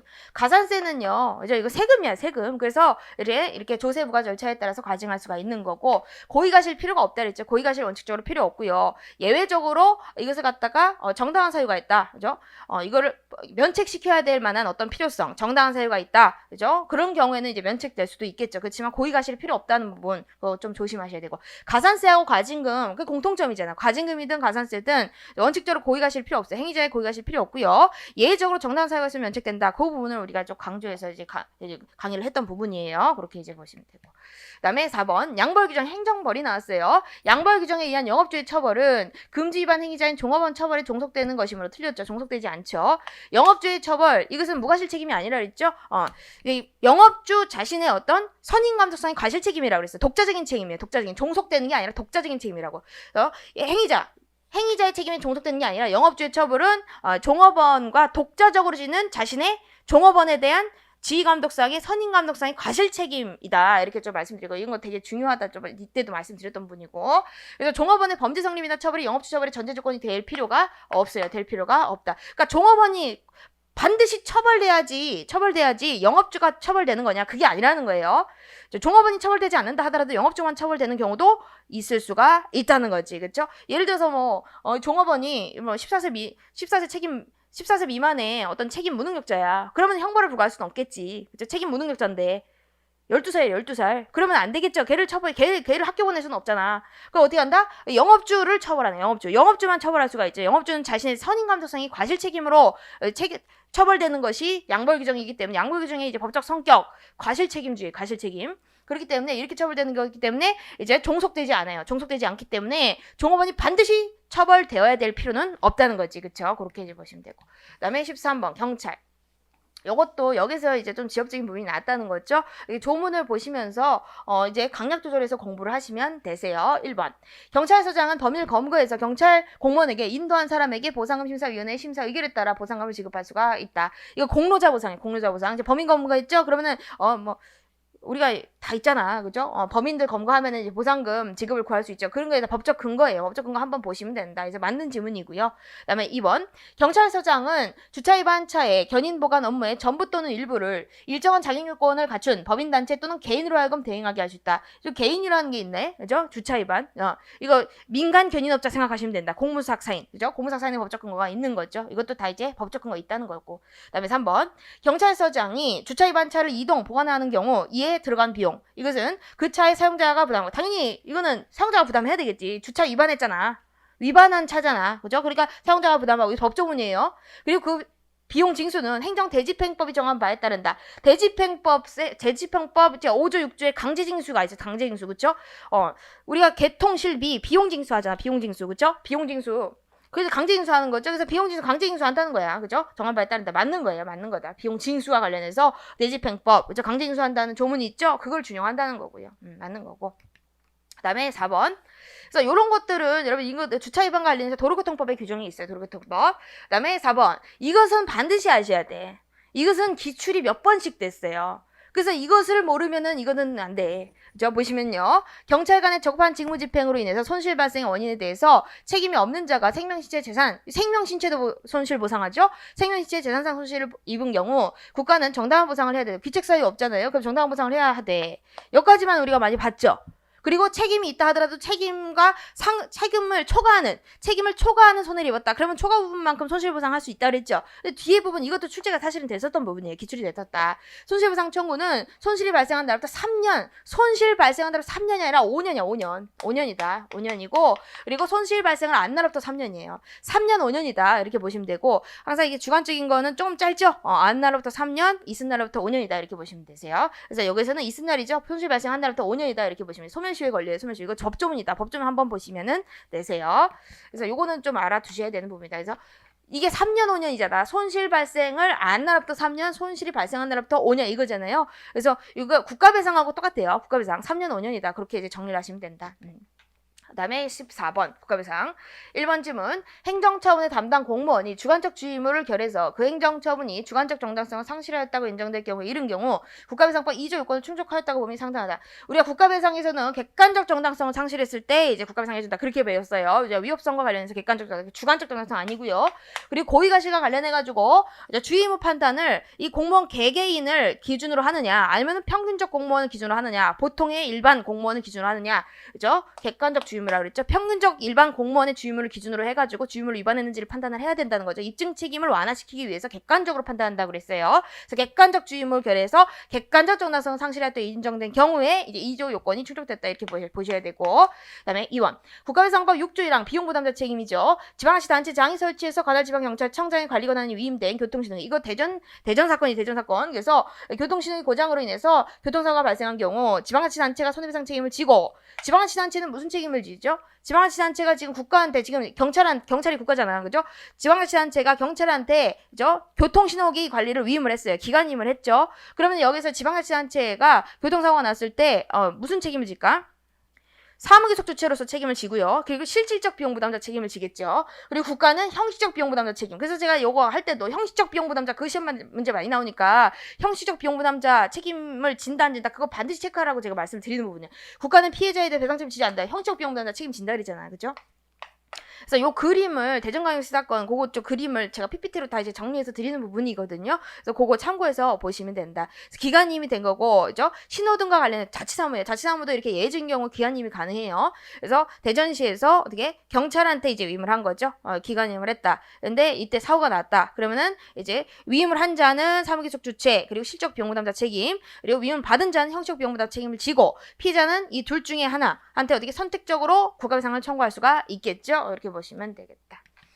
그 다음에 3번 국민이 법령에 정해진 수질 기준에 미달한 상수원수로 생산된 수돗물을 마심으로써 건강상 위해 발생에 대한 염려에 따른 정신적 고통, 위자료 배상을 청구하네. 정신적 고통을 받았다 하더라도 이런 사정만으로는 국가 지자체가 국민에게 손해배상 책임을 부담하지 않는다. 지금 이것은 국가배상 책임을 물어보는 건데요. 이것도 우리가 이제 꼭 알아두셔야 된다. 제가 이제 사익보호성에서 말씀드리는 거예요. 인과관계. 우리 공직국가법소인이라는 요건을 다 갖춰야지만 국가배상 청구권이 인정이 되고 그래야지만 국가배상 청구 소송이 승소 판결 나올 수 있다고 제가 말씀을 드렸고요. 여기서는 인과관계가 문제가 돼. 인과관계. 우리 판례는 인과관계가 있는지 없는지 물론 이제 원인과 결과다. 그거는 당연히 있어야 되고요. 이런 사정이 있어서 이렇게 내가 피해를 입었다. 이건 당연히 있어야 되고 또 한 가지 요건을 더 추가한다고 봤어요. 인과관계 유무 판단할 때 우리는 사익보호성을 봐야 돼. 사익보호성. 이 근거법규와 관련해서 공무원의 직무상 의무가 그죠? 법령을 보면은 직무상 의무가 있잖아. 그러면 그 직무상 의무가 사익까지 국민의 생명시체 개개인의 국민 개개인의 사익까지 보호하고자 하는 취지가 있는지 만약에 그게 있다면 사익보호성이 있어서 국가배상이 인정되겠죠. 그죠? 사익보호성이 있으면 인과관계가 있고 인과관계 있으면 국가배상이 인정될 수 있는 거죠. 근데 만약에 사익보호성이 없어. 공익보호성밖에 없어. 그러면 그때는 인과관계가 없다고 봐서 국가배상 인정 안 된다. 그렇게 보는 거죠. 그래서 이거는 뭐다? 사익보호성이 부정된 사안이죠. 사익보호성 부정됐다. 물맛이 이상하다 사건이라고 제가 이제 많이 말씀을 드리는 부분이죠. 물맛이 이상하다. 이제 정신적 고통 이거 안 된다. 그죠? 근거법령에서 상수원과 관련된 근거법령, 상수원법 거기에서는 그 수도법에서는 이제 공익보호성, 공익만을 규정을 하고 있어요. 공익을 위해서 어떤 행위를 해야 된다. 공무원의 직무상 의무를 공익보호성의 근거에서 규정을 하고 규율을 하고 있기 때문에 이런 개개인의 사익까지 보호하고자 하는 취지가 그 법으로부터 도출될 수 없어요. 그렇기 때문에 이것은 뭐다? 손해배상 책임을 지지 않는다라고 봐야 되는 거죠. 그리고 무슨 인증 신제품 막 이런 거 있었잖아. 그것도 같이 알아두시면 되죠. 인증 신제품, 구매 의무 이런 것도 공익보호성이 있는 공익을 위해서 그런 징수상 의무를 만든 거고 이것도 역시 법령에서 정해진 수질기준, 이 수질기준, 상수원수 수질기준 이것도 이제 공익을 위해서 만들어진 조문이다. 그래서 근거 법령을 잘 적시를 해서 국가배상을 청구해야 되겠죠. 그다음에 4번 국가배상법 5조 1항 소정의 공공의 영조물 책임이죠. 여기 영조물이라 하면 국가 지자체에 있어 특정 공공의 목적에 공유된 유체물, 물적 시설을 말하고 국가 또는 지자체가 소유권 임차권 그 밖에 권한에 기해서 관리하고 있는 경우로 한정되고 사실상의 관리를 하고 있는 경우는 포함되지 않는다. 이것도 우리가 영조물 측에서 제일 많이 출제되는 거다. 제가 이제 항상 이제 영조물 측에서 말씀드리는 거고. 그래서 영조물은 이제 공무를 얘기한다 그렇게 말씀드렸고요. 국가나 지자체가 이 관리를 하고 있어야 된다 이렇게 말씀드렸어요. 국가배상이라는 것도 국가나 지자체한테 책임을 묻는 거기 때문에 이 공무를 갖다가 국가나 지자체가 관리하고 있어야 돼. 그러면 이 관리라는 것이 권한에 기한 관리에 한정되냐? 한정되지 않는다 그랬죠. 그래서 권한에 기하지 않은 사실상 관리도 역시 포함된다 이렇게 말씀을 드렸어요. 포함되지 않는다 그럼 틀렸다. 권한에 기하지 않아도 국가나 지자체가 관리하고 있으면은 다른 요건 뭐 하자가 있다거나 손해가 있다, 인강이 있다 그런 요건이 갖춰지면은 이렇게 뭐다 영조물 책임을 국가나 지자체한테 물을 수가 있겠죠. 그렇게 보시면 되고. 그다음에 15번. 요것도 이제 지엽적인 부분이죠. 이제 강론이죠. 강론. 국민건강보험법과 관련해 가지고 우리 사행정보장법 요것은 사회보장과 관련해서 나온 거예요. 그죠? 사회보장이 잘 안 나와요. 그럼 참고로 한 3, 4년에 한 번 나올까 말까 하거든요. 근데 이게 이제 조문이 나온 거가 아무래도 제가 봤을 제 생각에는 최신 판례 영향이 있지 않을까. 근데 그렇다고 해가지고 일일이 최신 판례들 조문 개별적인 거 다 찾아봐야 되냐 그런 건 아니에요. 그러니까 이런 것들은 만점 방지용이다 이렇게 생각을 하시면 되세요. 그래서 이거 옳지 않은 거 조문 문제예요. 이제 국민건강보험법 이게 의료보험과 관련해가지고 우리 사회보장이죠. 사회보장 그것과 관련해서 조문이 나왔다. 1번 가입자 건강보험 가입자는 직장 가입자의 피부양자가 된 날에 그 자격을 잃는다. 그죠? 직장 가입자 피부양자, 부양을 받을 자가 되면은 이때는 자격을 잃어요. 우리가 이제 가입자, 그죠? 의료보험, 그죠? 건강보험 가입자는 직장 가입자, 지역 가입자 이렇게 두 가지가 있죠. 그래서 직장 가입자 피부양자가 되면은 이제 이때는 이제 가입자의 지위를 잃게 돼요. 잃게 된다. 맞는 거고요. 그다음에 2번 직장 가입자인 근로자 등이 그 사용 관계가 끝난 날, 그죠? 근로자가 이제 근로를 안 해. 그죠? 이제 일을 안 한다고. 그 사용관계가 끝난 날에는 그 당일의 가입자, 직장 가입자의 자격이 변동된다. 당일에 변동되는 게 아니에요. 그 다음 날에 변동된다. 끝난 날 당일이 아니라 그 다음 날이야. 그 다음 날. 이것도 아주 지엽적인 부분이에요. 그래서 이거는 만점 방지용이야. 만점 방지용이다. 그래서 그 다음 날 가입자, 직장 가입자의 자격이 변동이 되는 거고. 3번 국내에 거주하는 국민은 건강보험의 가입자 또는 피부양자가 되나. 그죠? 가입자 또는 피부양자가 되는 거예요. 이건 여러분 다 아시겠지만, 그죠? 이거 의료보험은 강제가입제죠. 강제가입제. 그래서 가입자 또는 모든 국민이 다 이제 이 가입자 또는 피부양자가 되는 거예요. 근데 의료급여법에 따라 의료급여를 받는 사람은 적용 대상에서 제외된다. 의료급여는 이건 뭘까? 공공부조야. 공공부조. 부조. 우리가 지금 국민건강보험법 이거는 뭐냐? 사회보장이야. 사회보장. 그러니까 이거 각출하는 거 있죠. 각출. 그죠? 얘 직장 가입자다 그러면은 그 사장님이 50% 그리고 내가 50% 본인이 50% 이렇게 내잖아. 이것은 스스로가 이제 보험료를 내는 거예요. 보험료를 내는 거가 우리가 요거야. 국민건강이야. 이제 의료보험. 근데 지금 이거 의료급여 있지. 의료급여는 이거는 뭐냐면 공공부조야. 부조. 그죠? 기초생활수급자 있잖아. 기초생활수급자. 국민기초생활보장법에 따라서 이제 보호되는 저소득층한테 의료 급여를 주거나 서비스를 제공하는 거예요. 그래서 이거 공공부조예요. 의료급여를 받는 사람은 그죠? 보험료를 낼 만한 사정이 이게 되지 않는다는 거야. 보험료를 내지 못하니까 이제 의료급여를 받는 거예요. 그렇기 때문에 그죠? 이게 의료보험, 그죠? 여기 국민건강보험, 그죠? 여기 가입자, 피부양자 여기 해당하지 않는 자가 의료급여를 받는 사람이겠지, 당연히. 요거 보험료를 내는 거라고, 국민건강 의료보험은. 근데 보험료를 낼 만한 상황이 아니라는 거야. 저소득층이기 때문에. 그죠? 그렇기 때문에 그런 분들은 어떻게 한다? 의료급여를 받는다고. 그래서 의료급여 받는 사람은 당연히 제외되는 거죠. 그죠? 제외된다. 그래서 이거 조문이에요. 조문이다. 그래서 그렇게 이제 보시면 되고, 그죠? 이거 공공부조예요. 공공부조. 이거는 세금으로 내는 거죠. 세금으로 이제 공공부조는 세금으로 도와주는 거고, 의료보험은 이거는 각출을 하는 거잖아. 그죠? 강제가입제고 보험료를 내야 되는 거고, 보험료 낼 만한 이제 이게 사정이 안 된다. 여력이 안 된다. 그러면 그 의료급여 받는 거고. 그죠? 그래서 이런 사람들은 어떻게 제의가 된다는 거고요. 그다음에 4번 국민건강보험공단은 보험급여를 받을 수 있는 사람이 다른 법령에 따라 국가나 지자체로부터 보험급여에 상당한 급여를 받거나 상당한 비용을 지급받게 되는 경우에는 그 한도에서 보험급여를 하지 아니한다. 이것도 역시 이죠 조문이고요. 보험급여 상당한 이걸 다른 법에 의해서 받아. 그러면은 지급하지 아니한다. 이렇게 규정을 하고 있죠. 그래서 이런 것들을 보면은 여러분들 이제 좀 지엽적인 부분들이 출제될 수 있다. 이것을 여러분들이 너그러운 마음으로 좀 인정을 하셔야 돼요. 이런 거가 이제 항상 그쵸? 그렇긴 한데 어쨌든 우리가 맞출 수도 있지 뭐. 다른 건 뭐죠. 이런 것들 잘 모르겠다. 당일인가 그 다음날 모르겠다. 근데 이런 것들은 그런 것 같다. 입법 정책적이다. 뭐 이렇게 생각했을 때 그렇지. 인간다운 생활 생각하면서 이게 최대한 보장은 아니잖아. 최소한의 보장이죠. 그런 것들을 보면은 이렇게 좀 취지를 생각하면은 이게 좀 이상한데 이렇게 또 생각할 수도 있는 거다. 그래서 일단은 이런 문제가 나왔다는 것을 한번 봐주시고요. 그래 너무 이제 막 의기소침해지시면 안 되고 이제 인정을 하셔야 된다 이렇게 보시면 된다. 그래서 이거 한번 봐두시면 되세요. 제가 이제 강론 강의할 때도 조금 이제 지엽적인 것들도 좀 언급을 해드리려고 좀 생각을 하고 있어요.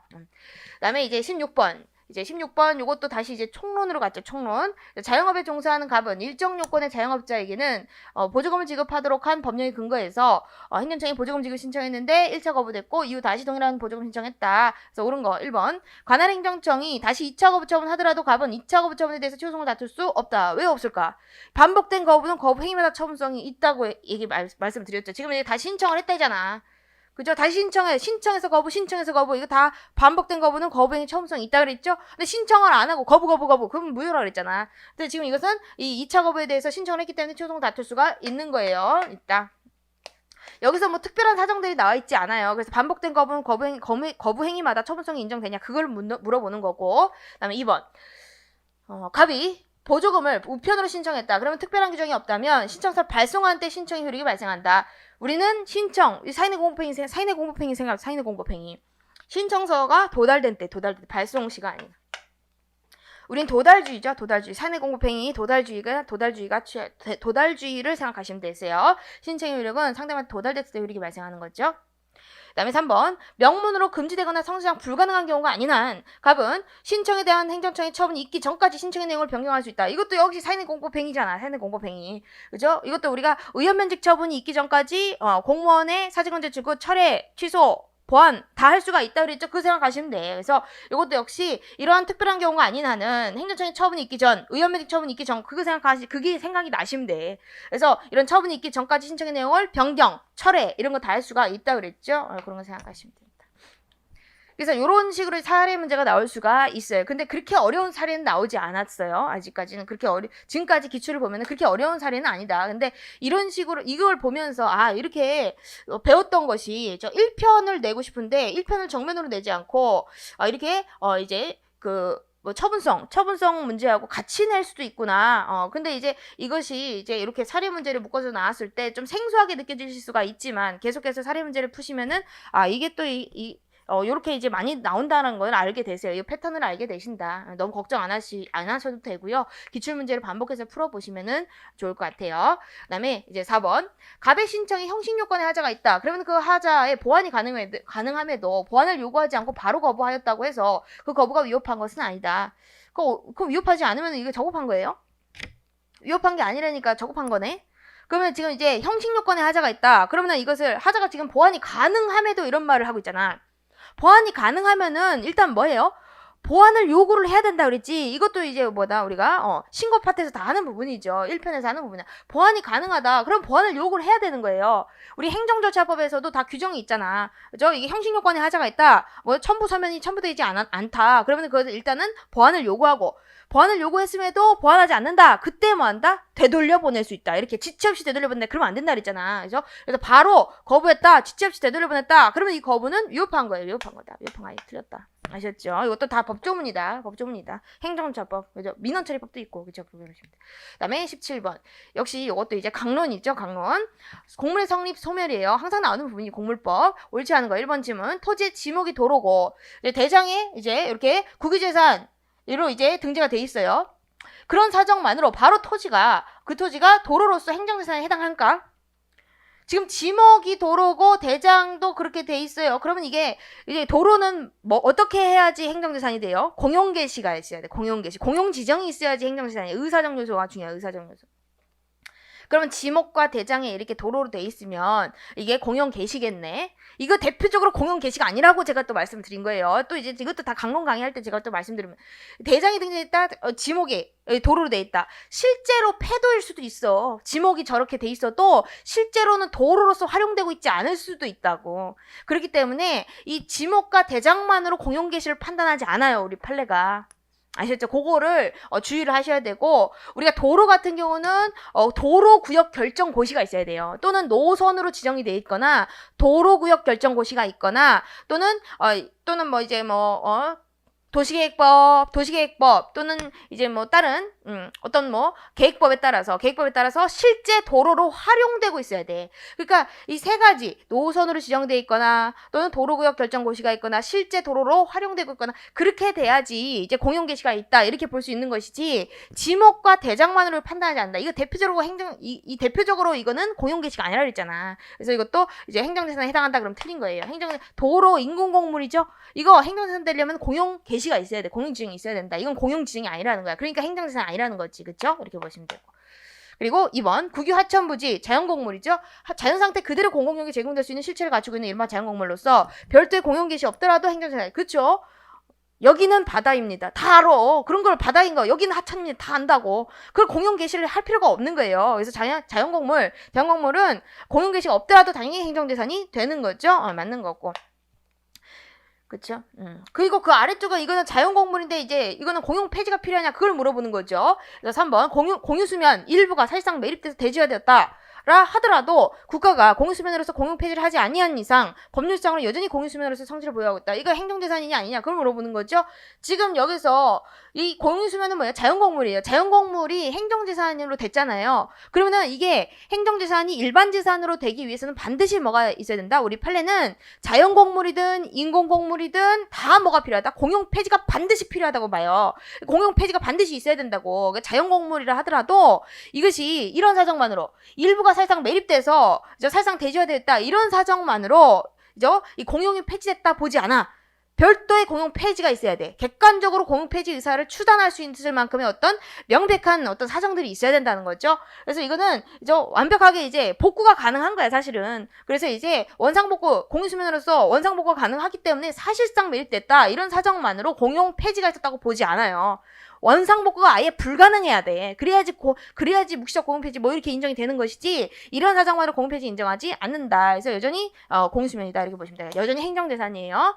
그래서 우리가 요거 보면은 요거 다 뭐예요? 공용 개시를 물어보고 공용 폐지를 물어보죠. 이건 항상 기출에서 나왔던 부분이야. 항상 나왔던 부분이다. 그래서 그런 것들 이제 공물의 성립 소멸 공용 개시가 있어야 되냐 없어도 되냐 그리고 언제 공용 폐지가 있어야 되냐. 모든 거 다 있어야 돼. 그죠? 인공공물이든 자연공물이든 그죠? 보존공물이든 다 공용 폐지 있어야 된다고 보는 게 우리 판례죠. 그럼 공용 폐지가 이게 있냐 그걸 물어보는 거죠. 그래서 공용 개시와 공용 폐지는 항상 시험 문제에 나온다 이렇게 생각을 하셔야 된다. 그다음에 4번. 그래서 요것도 이제 1번 지문 항상 또 많이 나왔던 부분들이에요. 그래서 이거 알고 있으면 그냥 찍고 넘어가면 된다. 그리고 4번 요거는 보시면은 학교장이 학교 밖에 위치한 관사를 용도 폐지한 후에 용도 폐지 공용 폐지했대요. 그리고 국가로 기속시키라는 지시를 어기고 그죠? 사친의 이사회 의결을 거쳐서 개인에게 매각했대요. 그리고 그 후 오랫동안 국가가 매각 절차상의 문제를 제기하지 않았다. 그죠? 그러면은 이 용도 폐지 하고 나서 개인에게 매각했다 그랬죠? 용도 폐지 자체는 국가의 지시에 의한 것으로 유효하다. 용도 폐지는 제대로 한 거야. 그죠? 용도 폐지 제대로 하고, 그죠? 지금 용도 폐지하고 귀속시키라고, 그죠? 귀속시키라고 했는데 이걸 어겼다는 거잖아. 그러니까 용도 폐지 자체는 적법하죠? 그래서 유효한 거예요. 맞는 거다. 그래서 묵시적인 공용 폐지가 다 인정이 됐고, 그리고 여기 용도 폐지 자체는 하자가 없어요. 그죠? 물론 여기서 이제 개인에게 매각했다. 요거는 좀 문제가 있지만 지금 뒤에서 여기서 국가가 이 매각 절차상 문제를 제기하지 않았어. 오랫동안. 그래서 결론적으로는 이제 묵시적으로 이제 공용 폐지가 됐다. 이제 확정이 된 거지. 이제 그렇게 본다. 그래서 용도 폐지 자체는 조금 유효한 거다. 이렇게 보시면 된다. 무시적으로 아예 공용 폐지가 되었다. 이렇게 판단을 내렸죠. 이렇게 보시면 돼요. 이것도 우리가 다 이제 강론에서 했어요. 강론에서 했다. 무시적 공용 폐지 인정한 예라고 해가지고 다 강론 책에 다 있어요. 그리고 18번 보시면은 판례 입장 1번, 기억번 환지처분이 고시돼서 효력이 발생한 이상 환지처분의 대상이 된 특정 토지에 대한 개별적인 환지가 지정되어 있어야만 환지처분에 따른 소유권 상실의 효과가 그 토지에 대해서 발생하는 것은 아니다. 지금 여러분 환지가 나왔죠. 환지 절차는 어떻게 되죠? 환지 계획을 세우고 환지 예정지를 지정하고 환지 처분이 있다 그랬잖아. 그죠? 그 환지 계획대로 이제 환지 처분이 이루어져야 되는 거고, 그리고 환지 예정지 지정하고 환지 처분은 이것은 각각의 내용이 다르다 그랬죠. 환지 예정지 지정은 뭐예요? 그건 사용수익권을 주는 거야. 사용수익권. 이제 환지로 이제 바뀌어질 그 환지 토지 있잖아. 그 환지로 바뀌어질 환지 예정지 거기를 갖다가 사용하셔도 되세요. 종전 토지는 사용하지 마시고 환지 토지, 환지로 이제 바뀌어질 그 토지 그거를 사용하세요. 사용수익권을 주는 거잖아. 그죠? 그거하고 환지 처분은 똑같아 다르지. 사용수익권을 주는 게 환지 예정지 지정이고, 이 환지 처분은 뭐야? 소유권을 이전한 거야. 소유권. 그러니까 처분권을 주는 거지. 이 등기를 이전해 주는 거예요. 그러니까 완전히 내용이 달라. 내용이 다르다고. 그렇기 때문에 이제 환지가 지정되어 있어야만 이게 소유권 상실 효과가 발생하는 게 아니에요. 환지 처분이 있으면 그냥 소유권 상실되는 거야.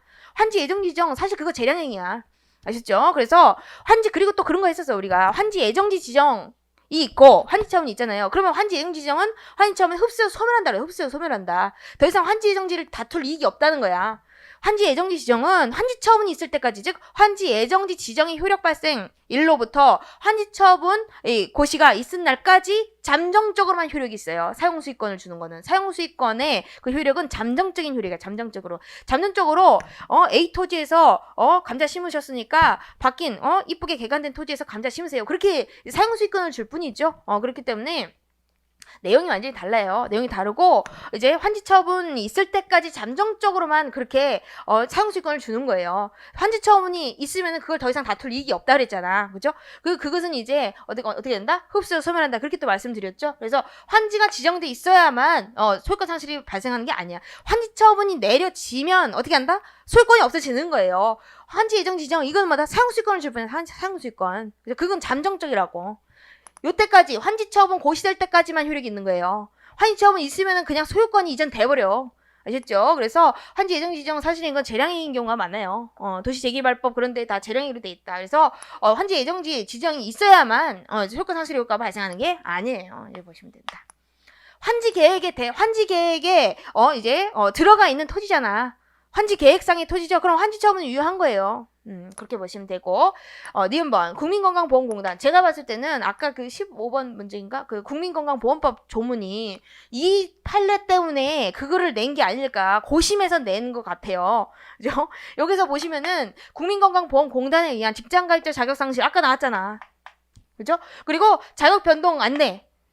그지? 자격변동 아까 나왔잖아. 그죠? 이 안내 통보 및 사업장 직권 탈퇴에 따른 가입자 자격 상실 안내 통보. 이게 안내 통보가 이게 최신 판례야. 이게 최신 판례. 안내 통보는 가입자 자격이 변동된 효력을 가져오므로 지금 뭘까요? 이 통보. 이 공단의 통보가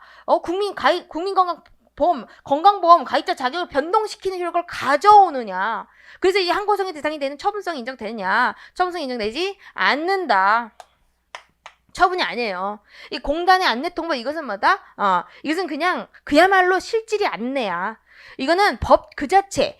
아까 봤잖아. 그죠? 무슨 자격이 변동되는 거, 직장 가입자 자격 변동되는 것은 근로자가 퇴직하고 그 다음 날이다. 그죠? 사용관계 종료되고 그 다음 날이다. 이게 다 이제 어디 법에 다 규정이 돼 있다고. 그리고 피부양자가 되면 자격 상실이다. 막 이렇게 돼 있었잖아 아까. 그죠? 15번 문제. 그러니까 그것은 다 어디 있어요? 법조문이야. 법조문. 국민건강보험법에 그렇게 구체적인 법적 효과, 구체적인 내용들이 다 규정이 돼 있다는 거야. 그러니까 그런 사실관계 딱 생기면은 어떻게 한다? 이런 안내 통보가 날라온다고. 그럼 이 안내 통보 자체로 인해서 국민의 권리 의무가 변동되는 거예요? 아니면 법 그 자체에 의해서 국민의 권리 의무가 변동돼. 법에 구체적으로 그렇게 규정돼 있잖아. 법에 구체적으로 규정이 돼 있기 때문에 법에서 규정된 사유가 발생한다. 그러면 당연히 그런 국민의 권리 의무가 변동된 효과가 생기는 것이지 안내 통보로 인해서 생기는 게 아니에요. 그러니까 안내 선택 통보는 처분성이 없다는 거야. 그래서 이것 때문에 제가 15분 문제가 나온 거라고 저는 생각이 들어요. 낼 게 정말 없다 생각을 많이 했나 봐. 근데 뭔가 만점방 지용은 내야 될 것 같고, 그래서 고심을 한 끝에, 그죠? 이게 요거 판례, 요 판례를 내고 싶었는데 지역적인 거 하나 내야 되는데 국민건강보험법을, 그죠? 사회부장 행정을 이렇게 낸 거죠. 그렇게 이제 보시면 된다. 그렇다고 해가지고 모든 판례를 다 검색해가지고 거기 있는, 그죠? 그 법조문을 다 일일이 다 암기하고 그럴 필요는 없어요. 그럴 필요는 없다. 그렇게 이거는 이제 최신 판례다. 최신 판례. 이게 안내다, 안내. 그야말로 그렇게 보시면 되고. 그다음에 디귿번 감사원의 변상 판정. 감사원의 변상 판정 대표적으로 재결주의죠. 그렇기 때문에 변상 판정 그 자체는 이거는 소외 대상이 될 수가 없어요. 재결주의다. 그러면 뭐다? 재결만 소외 대상이, 재결만 뭐다? 이제 재심의 판정이, 재심의 판정. 변상 판정 처분에 대해서 위협 부당하다고 인정하는 본인 등은 이 처분에 대해서 행정소송 제기할 수 없고, 그죠? 이거에 대해서 소송 제기하면 각하돼요. 재결주의이기 때문에. 그리고 재결에 해당하는 재심의 판정에 대해서만, 이거에 대해서만 감사원을 픽으로 행정소송 제기할 수가 있다. 이제 맞는 거죠. 재심의 판정. 이거는 우리가 늘 아는 거잖아. 그죠? 감노특, 노감특, 해가지고 재결주의, 이거 총론에서도, 총론에서도, 그쵸? 이렇게 보시면 되고.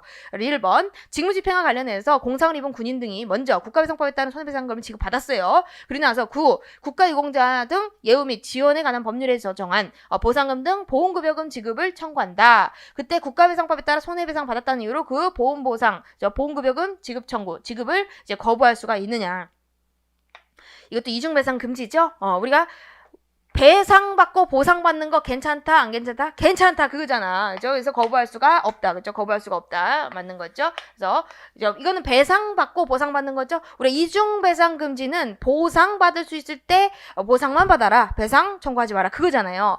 그죠? 이제 이중배상 금지는 보상받았으면 배상 청구 안 된다. 그거고, 지금 이것은 반대지. 배상받았다. 그럼 보상 청구 가능하다? 불가능하다? 가능하다. 이거 되게, 의미가 있죠? 의미가 있다. 요거는 이제 이 국가유공자 예우에 관한 법에서 이중 보상금지 규정을 두고 있지 않기 때문에, 우리 국가배상법에서는 이중 배상금지 규정을 두고 있잖아요. 그게 되게 위헌성이 크다 그랬잖아. 그렇기 때문에 그걸 갖다가 좀 축소 해석을 하는 거지. 축소 해석을 한 거고, 요 판례의 태도가 이제 그래도 맞는 거다. 저는 이렇게 보여지고요. 배상과 보상이라는 제도는 완전히 다른 제도죠. 그렇기 때문에 특별한 규정이 없는 한 배상받고 보상받을 수 있어야 되는 거예요. 배상받고 보상받을 수 있어야 된다. 그래서 여기에서는 국가유공자 예우에 관한 법에서는 이제 이중 보상금지 규정이 없기 때문에 이때는 가능하다. 이렇게 해석을 하는 거죠. 지급을 거부할 수가 없다. 맞는 거고요. 그래서 이렇게 이제 푸시면 되고. 다음에 19번 대집행 있죠? 그래서 대집행에 관한 설명 옳지 않은 것은 1번 행정청은 해지기 전에 대집행 착수하면 해진 후 대집행할 수 없다. 할 수 있죠. 그래서 이것도 야간 대집행이 원칙적으로 안 되지만 해지기 전에 착수하면 해진 후에는 가능하다. 이게 법조문에 있잖아. 법조문에, 그렇죠? 뭐 동의가 있거나 목적 달성 불가능하거나 뭐 비상시 위험자발 그런 경우도 있고. 그래서 요것도 이제 이게 아마 이것도 기출일 거야. 그죠? 해지기 전에 착수하면 해진 후에도 역시 대집행할 수가 있다. 이것도 제가 이제 강의할 때도 다 하는 부분이죠. 그다음에 2번 무허가 정책 부분으로 인해서 무허가 받았죠. 무허가 정책 이거 잘못된 거지. 그죠? 허가 받아야 되는데 이로 인해서 건물의 미관이 나아졌대. 그리고 철거하는데 비용이 많이 소요된대. 그럼 철거하면 안 되겠네. 지금 무허가잖아. 그렇게 판단하면 안 되는 거죠. 그래서 이것은 미관만 보는 게 아니에요. 그리고 비용만 보는 게 아니다. 어떤 공익적인 측면, 이것을 갖다가 건축행정의 취지, 그죠? 건축행정의 원활한 어떤 수행을 위해서, 이것을 철거해야 될 필요성이 큰지, 이것을 어떤 객관적으로 판단을 해야 되는 거고, 이제 미관이 나아졌다는 사정만으로 이것이 이제 개고 처분을 할 요건, 즉 심의 공익을 해치지 않는다라고 볼 수 있느냐. 우리가 이제 대집행 요건이 공대보상이잖아. 공업상 의무 불이행, 그리고 대체적자기 의무 불이행, 그리고 보충성, 상당성을 의미하는 상당성, 그죠? 심의, 이것을 갖다가 방치함이, 이 증축 부분을 그대로 방치하는 것이 심의 공익을 해칠 우려가 있어야 돼. 심의 공익과 사익에 이익 형량을 해야 된다는 거지, 그죠? 이 심의 공익을 해칠 우려가 있어야지 대집행이 가능하죠. 그러면 이거 미관이 나아졌으니까 이제 심의 공익을 해치지 않는 거 아니냐. 그렇게 판단하지 않는다는 거. 여러 가지를 다 보고 판단한다. 그래서 객관적인 거 다 보고 판단한다. 그래서 미관이 나아졌다는 사정만으로 심의 공익을 해치지 않는다. 그렇게 단정할 수가 없다는 게 우리 판례고요. 이렇다 하더라도 개고처분 할 요건에 해당될 수 있다. 이런 우리 판례가 있다. 이것도 지역적인 부분. 그리고 3번 개고 처분의 후속 절차인 대집행이 위협이 있다 하더라도 그와 같은 후속 절차 위협성이 있다는 점들은 선행 절차 개고가 부적법하다는 사유로 삼을 수 없다. 이건 하자승계죠.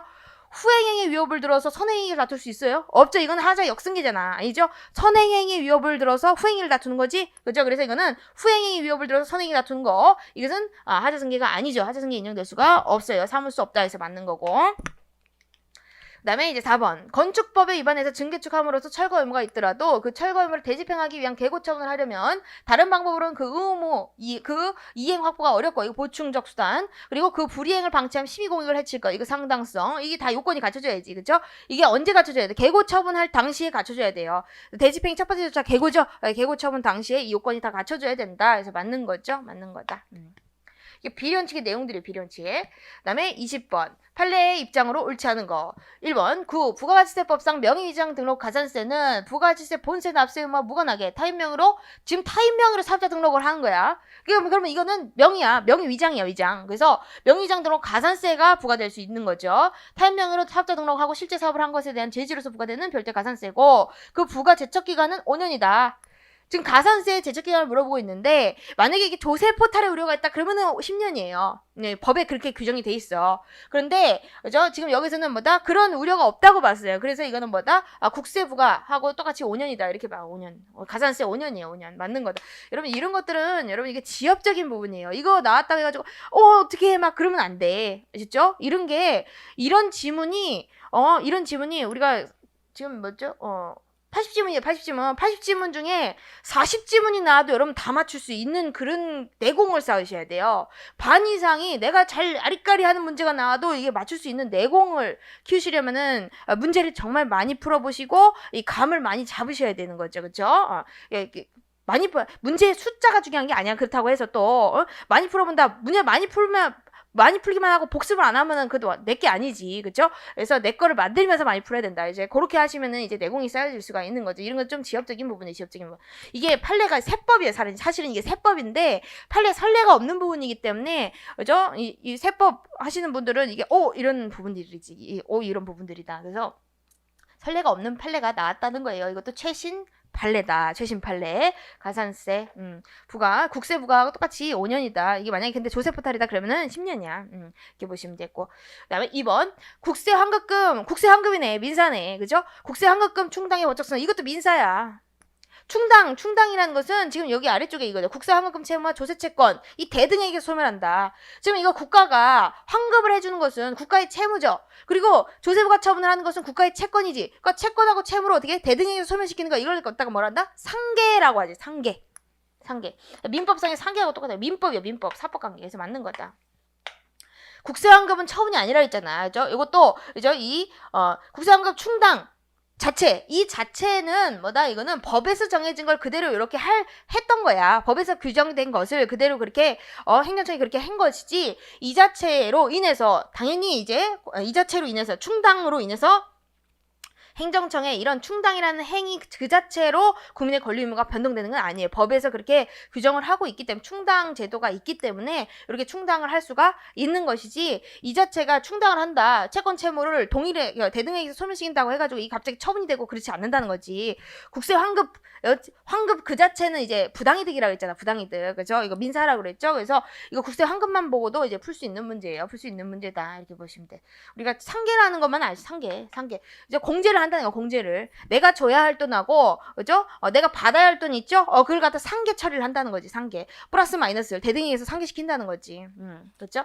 그래서 환급을 해야 되는 게 예를 들어서 국가가 줘야 되는 게 100만 원이다. 그럼 어떻게 조세채권이 80이다. 그럼 환급은 20만 원만 해주면 되지. 그죠? 환급 지급한다. 그 채권을 환급 채무를 갚는다. 준다. 그죠? 그렇다고 해서 20만 원 준다고 해가지고 그게 무슨 처분이에요?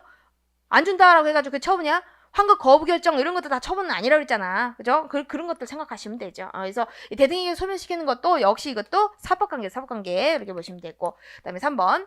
이것도 역시 최신 판례죠. 손실보상에서 제가 하는 부분인데 이제 보시면은 어떤 보상 항목이 손실보상 대상에 해당함에도 관할토지수용위원회가 사실이나 법리를 오해해서 손실보상 대상에 해당하지 않는다고 잘못된 내용이 제기됐다. 지금 보상 대상에 해당하지 않는다고 잘못된 제기를 했대요. 뭐가 잘못됐다고? 보상 대상인데 보상을 해줘야 되는데 보상을 안 해줬다는 거잖아. 그죠? 그럼 돈을 다투는 거예요. 돈을. 그죠? 그래서 잘못된 내용이 보상 부분에 대해서 재결, 보상 부분에 관한 재결 이걸 다투는 거야. 그러면은 피보상자가 관할 토지 수용위원회를 상대로 그 재결에 대한 취소송을 제기해야 된다. 지금 이거 보상 재결에 대해서 취소송을 제기해요? 보상 부분을 다툴 때는 뭐다? 보상금 증감 소송을 제기해야 돼요. 취소송이 아니다. 보상금 증감이다. 이제 보시면 된다. 그래서 이거 보상 부분이잖아. 보상 우리가 수용 재결은 수용 부분에 대해서도 판단을 하고 보상 부분에 대해서도 판단을 하죠. 토지 수용위원회가 수용 재결을 하잖아. 내가 땅값 대신 판단해주게 그거 있잖아. 수용 재결 그거 할 때는 두 가지를 판단한다고. 수용 부분 이게 맞는지, 그리고 보상 부분, 이게 맞는지, 이게 수용 부분과 보상 부분 두 가지가 있어요. 그럼 수용 부분 다툰다, 그럼 거의 취소송이야. 근데 보상 부분을 다투잖아요? 그럼 어떻게 하나? 보상 부분만 다투고 싶어. 보상 부분만 다퉈. 그럼 어떻게 한다? 그때는 보상금 증감으로 가는 거야. 보상금 증감. 그래서 이것도 보상 부분에 대해서 다투는 거. 보상 부분. 그래서 이거는 보상금 증감 소송. 그죠? 보상금 증감 소송 형식적 당사자라고 그랬지 아까? 그거로 가는 거. 취소송이 아니에요. 취소송은 수용 부분 다툴 때 이렇게 취소송으로 가는 거지. 그다음에 이것도 이제 최신 판례니까 좀 알아두시고. 그다음에 4번. 마지막 문제고 법원이 구체적 경험 통제를 통해서 위헌 위법으로 선언할 심판 대상은 해당 규정 전부가 불가항적으로 결합돼 있어 일부를 무효로 하는 경우 나머지 부분도 유지될 수 없는 결과가 가져오는 특별한 사정이 없대. 원칙이라는 거죠. 원칙적으로 구체적 경험 통제를 통해서 위헌 위법으로 선언할 심판 대상은 뭐다? 재판의 전제성이 인정되는 조항이 한정된다. 법원이 그죠? 이 어떤 이죠? 법률이 아닌 어떤 하위법 있죠? 법규명령, 행정규칙 이런 것들. 그런 것들의 위헌 위법적으로 판단할 때는 뭐다? 구체적 경험 통제. 즉 뭐다? 재판의 전제성이 있어요. 재판의 전제성. 그래서 재판의 전제성이 인정된 조항에 한정되어서만 위헌 위법을 판단할 수가 있는 거죠. 구체적 사건성이 있어야 돼. 그러니까 이것은 이제 재판의 전제성이라는 것은 세 가지 요건이 다 갖춰져야 재판의 전제성이 있는 거예요. 구체적인 사건이 법원에 계속 중이어야 돼. 그리고 이 사건에 이 소송에 적용되는 법조문이어야 돼. 이제 위헌 위법으로 선언을 할 이 조항 자체가 그 사건 심판 그 사건에 적용된 그 소송에 적용되는 조항이어야 되고요. 그리고 이 조항의 위헌 위법 여부로 이 사건 재판의 결과 또는 재판의 내용이 달라져야 된다는 얘기죠. 그죠? 그래서 세 가지 요건이 갖춰져야 돼. 그게 바로 이제 재판의 전제라는 거죠. 그래서 이 구체적 위헌 통제라는 것은 구체적 사건이 계속돼 있어야 되고 그 사건이 계속된 소송에서 이 조문 그죠? 이 심판 대상이 되는 조문에 어느 정도의 중요성이 있어야 되는 거야. 그 사건에 대한 심판 결과를 바꾸게 하거나 심판의 내용을 달라지게 할 만한 조항. 그것만 어떻게 된다? 법원이 위헌 위법 여부를 판단할 수가 있다는 거죠. 그래서 재판의 전제성이 있어야 돼. 재판 전제. 이거 똑같은 얘기잖아. 구체적 통제 재판 전제성. 그죠? 맞는 거죠. 이렇게 봐도 이게 너무 급하다. 그죠? 시간이 없다. 그럼 구체적 통제 재판 전제 맞네. 이렇게 가면 되는 거야. 그죠? 제가 이거 똑같다 그랬잖아. 그죠? 그래서 이걸 보고서 다른 문제다 내가 안 배웠다 그럼 절대 안 되는 거지. 그죠? 그래서 이제 구체적 경험 통제는 재판 전제가 있어야 된다. 재판 전제라는 말은 그죠? 이 사건에 이 조문이 위헌 위법 여부가 판단이 되면 이 사건에 적용되는 조항이 위헌 위법 여부가 판단이 되면은 이 사건에 관한 재판의 결과가 달라질 만한 어떤 조문이어야 된다. 엉뚱한 조문을 갖다가 이것도 판단해 주세요. 제가 옛날에 고시 공부를 했는데 이게 위헌인지 위법인지 잘 모르겠어요. 이것도 판단해 주세요. 조문을 100개 판단하다. 그럼 그거 판단해줘. 판단 안 해. 그죠? 구체적 사건에 관한 재판 결과가 달라질 만한 조문이어야 돼. 그 위헌 위법 여부로 이 조문의 위헌 위법 여부로 구체적 사건의 재판 결과가 달라질 만한 그런 중요성이 있는 그런 조문이어야 된다는 거지. 그 사건의 결과가 달라질 만한 그런 중요성이 있어야 된다. 그게 바로 재판의 전제가 돼요. 재판 전제. 그래서 이런 것들은 우리가 다 했던 부분이고요. 이렇게 출제될 수도 있구나. 이렇게 보시고 이제 이번 기회에 판례 한번 보고 가시는 거죠. 이렇게 보시면 됩니다. 그래서 이렇게 여러분 최신 판례들이 출제가 되고 있어요. 특히 이제 20번 문제도 그렇고 앞에 계속 이제 문제가 나왔죠. 이런 걸 보면은 예고를 하는 거라고 저는 생각을 해요. 다음 시험에 또 이렇게 나올 거다. 그러니까 최신 판례도 우리 꼼꼼히 보자. 그러니까 여러분들도 이제 그거를 이제 대비를 해야 된다 생각을 하시고 제가 1월 달에 최신 판례 그리고 개정법을 다시 좀 특강을 해서 여러분들 좀 대비할 수 있게끔 이렇게 하려고 하거든요. 그래서 여러분들 그거 이제 계획 그런 게 있다 알고 계시고 최신 기출 이런 거는 많이 풀어보셔야 돼요. 많이 풀어보셔서 이제 감을 잡으시면서 이제 공부를 해 나가셔야 되고요. 그리고 절대 이번 시험 못 봤다고 해가지고 좀 내가 생각하는 기대치에 미치지 못한다고 해가지고 너무 많은 좌절을 한다거나 그렇게 하실 필요는 없어요. 그렇게 하실 필요는 전혀 없는 거고, 다만 이제 조금 내가 좀 쉬어야 되겠다. 그러면 좀 지금은 좀 이제 쉬셔야 되는 시간이긴 하죠. 그렇다고 해서 너무 좌절하거나 그러지 마시고, 내가 앞으로 어떻게 공부를 해 나갈 것인가, 좀 내가 이제 변화를 줘야 되겠다. 그러면 그거에 대해서 좀 계획도 세우시고, 좀 진지하게 고민해보는 그런 시간을 가지셨으면 좋겠어요. 오늘 여기까지 이제 기출 해설을 해서 마치고요. 질문 같은 거는 여러분 저희 카페에도 있고요. 그리고 해커스 게시판도 있으니까 그 공부하시다가 애매한 부분들 있으면 질문 올려주시면 좋을 것 같아요. 여기까지 진행하도록 하겠습니다. 여러분 오늘 정말 고생 많으셨습니다.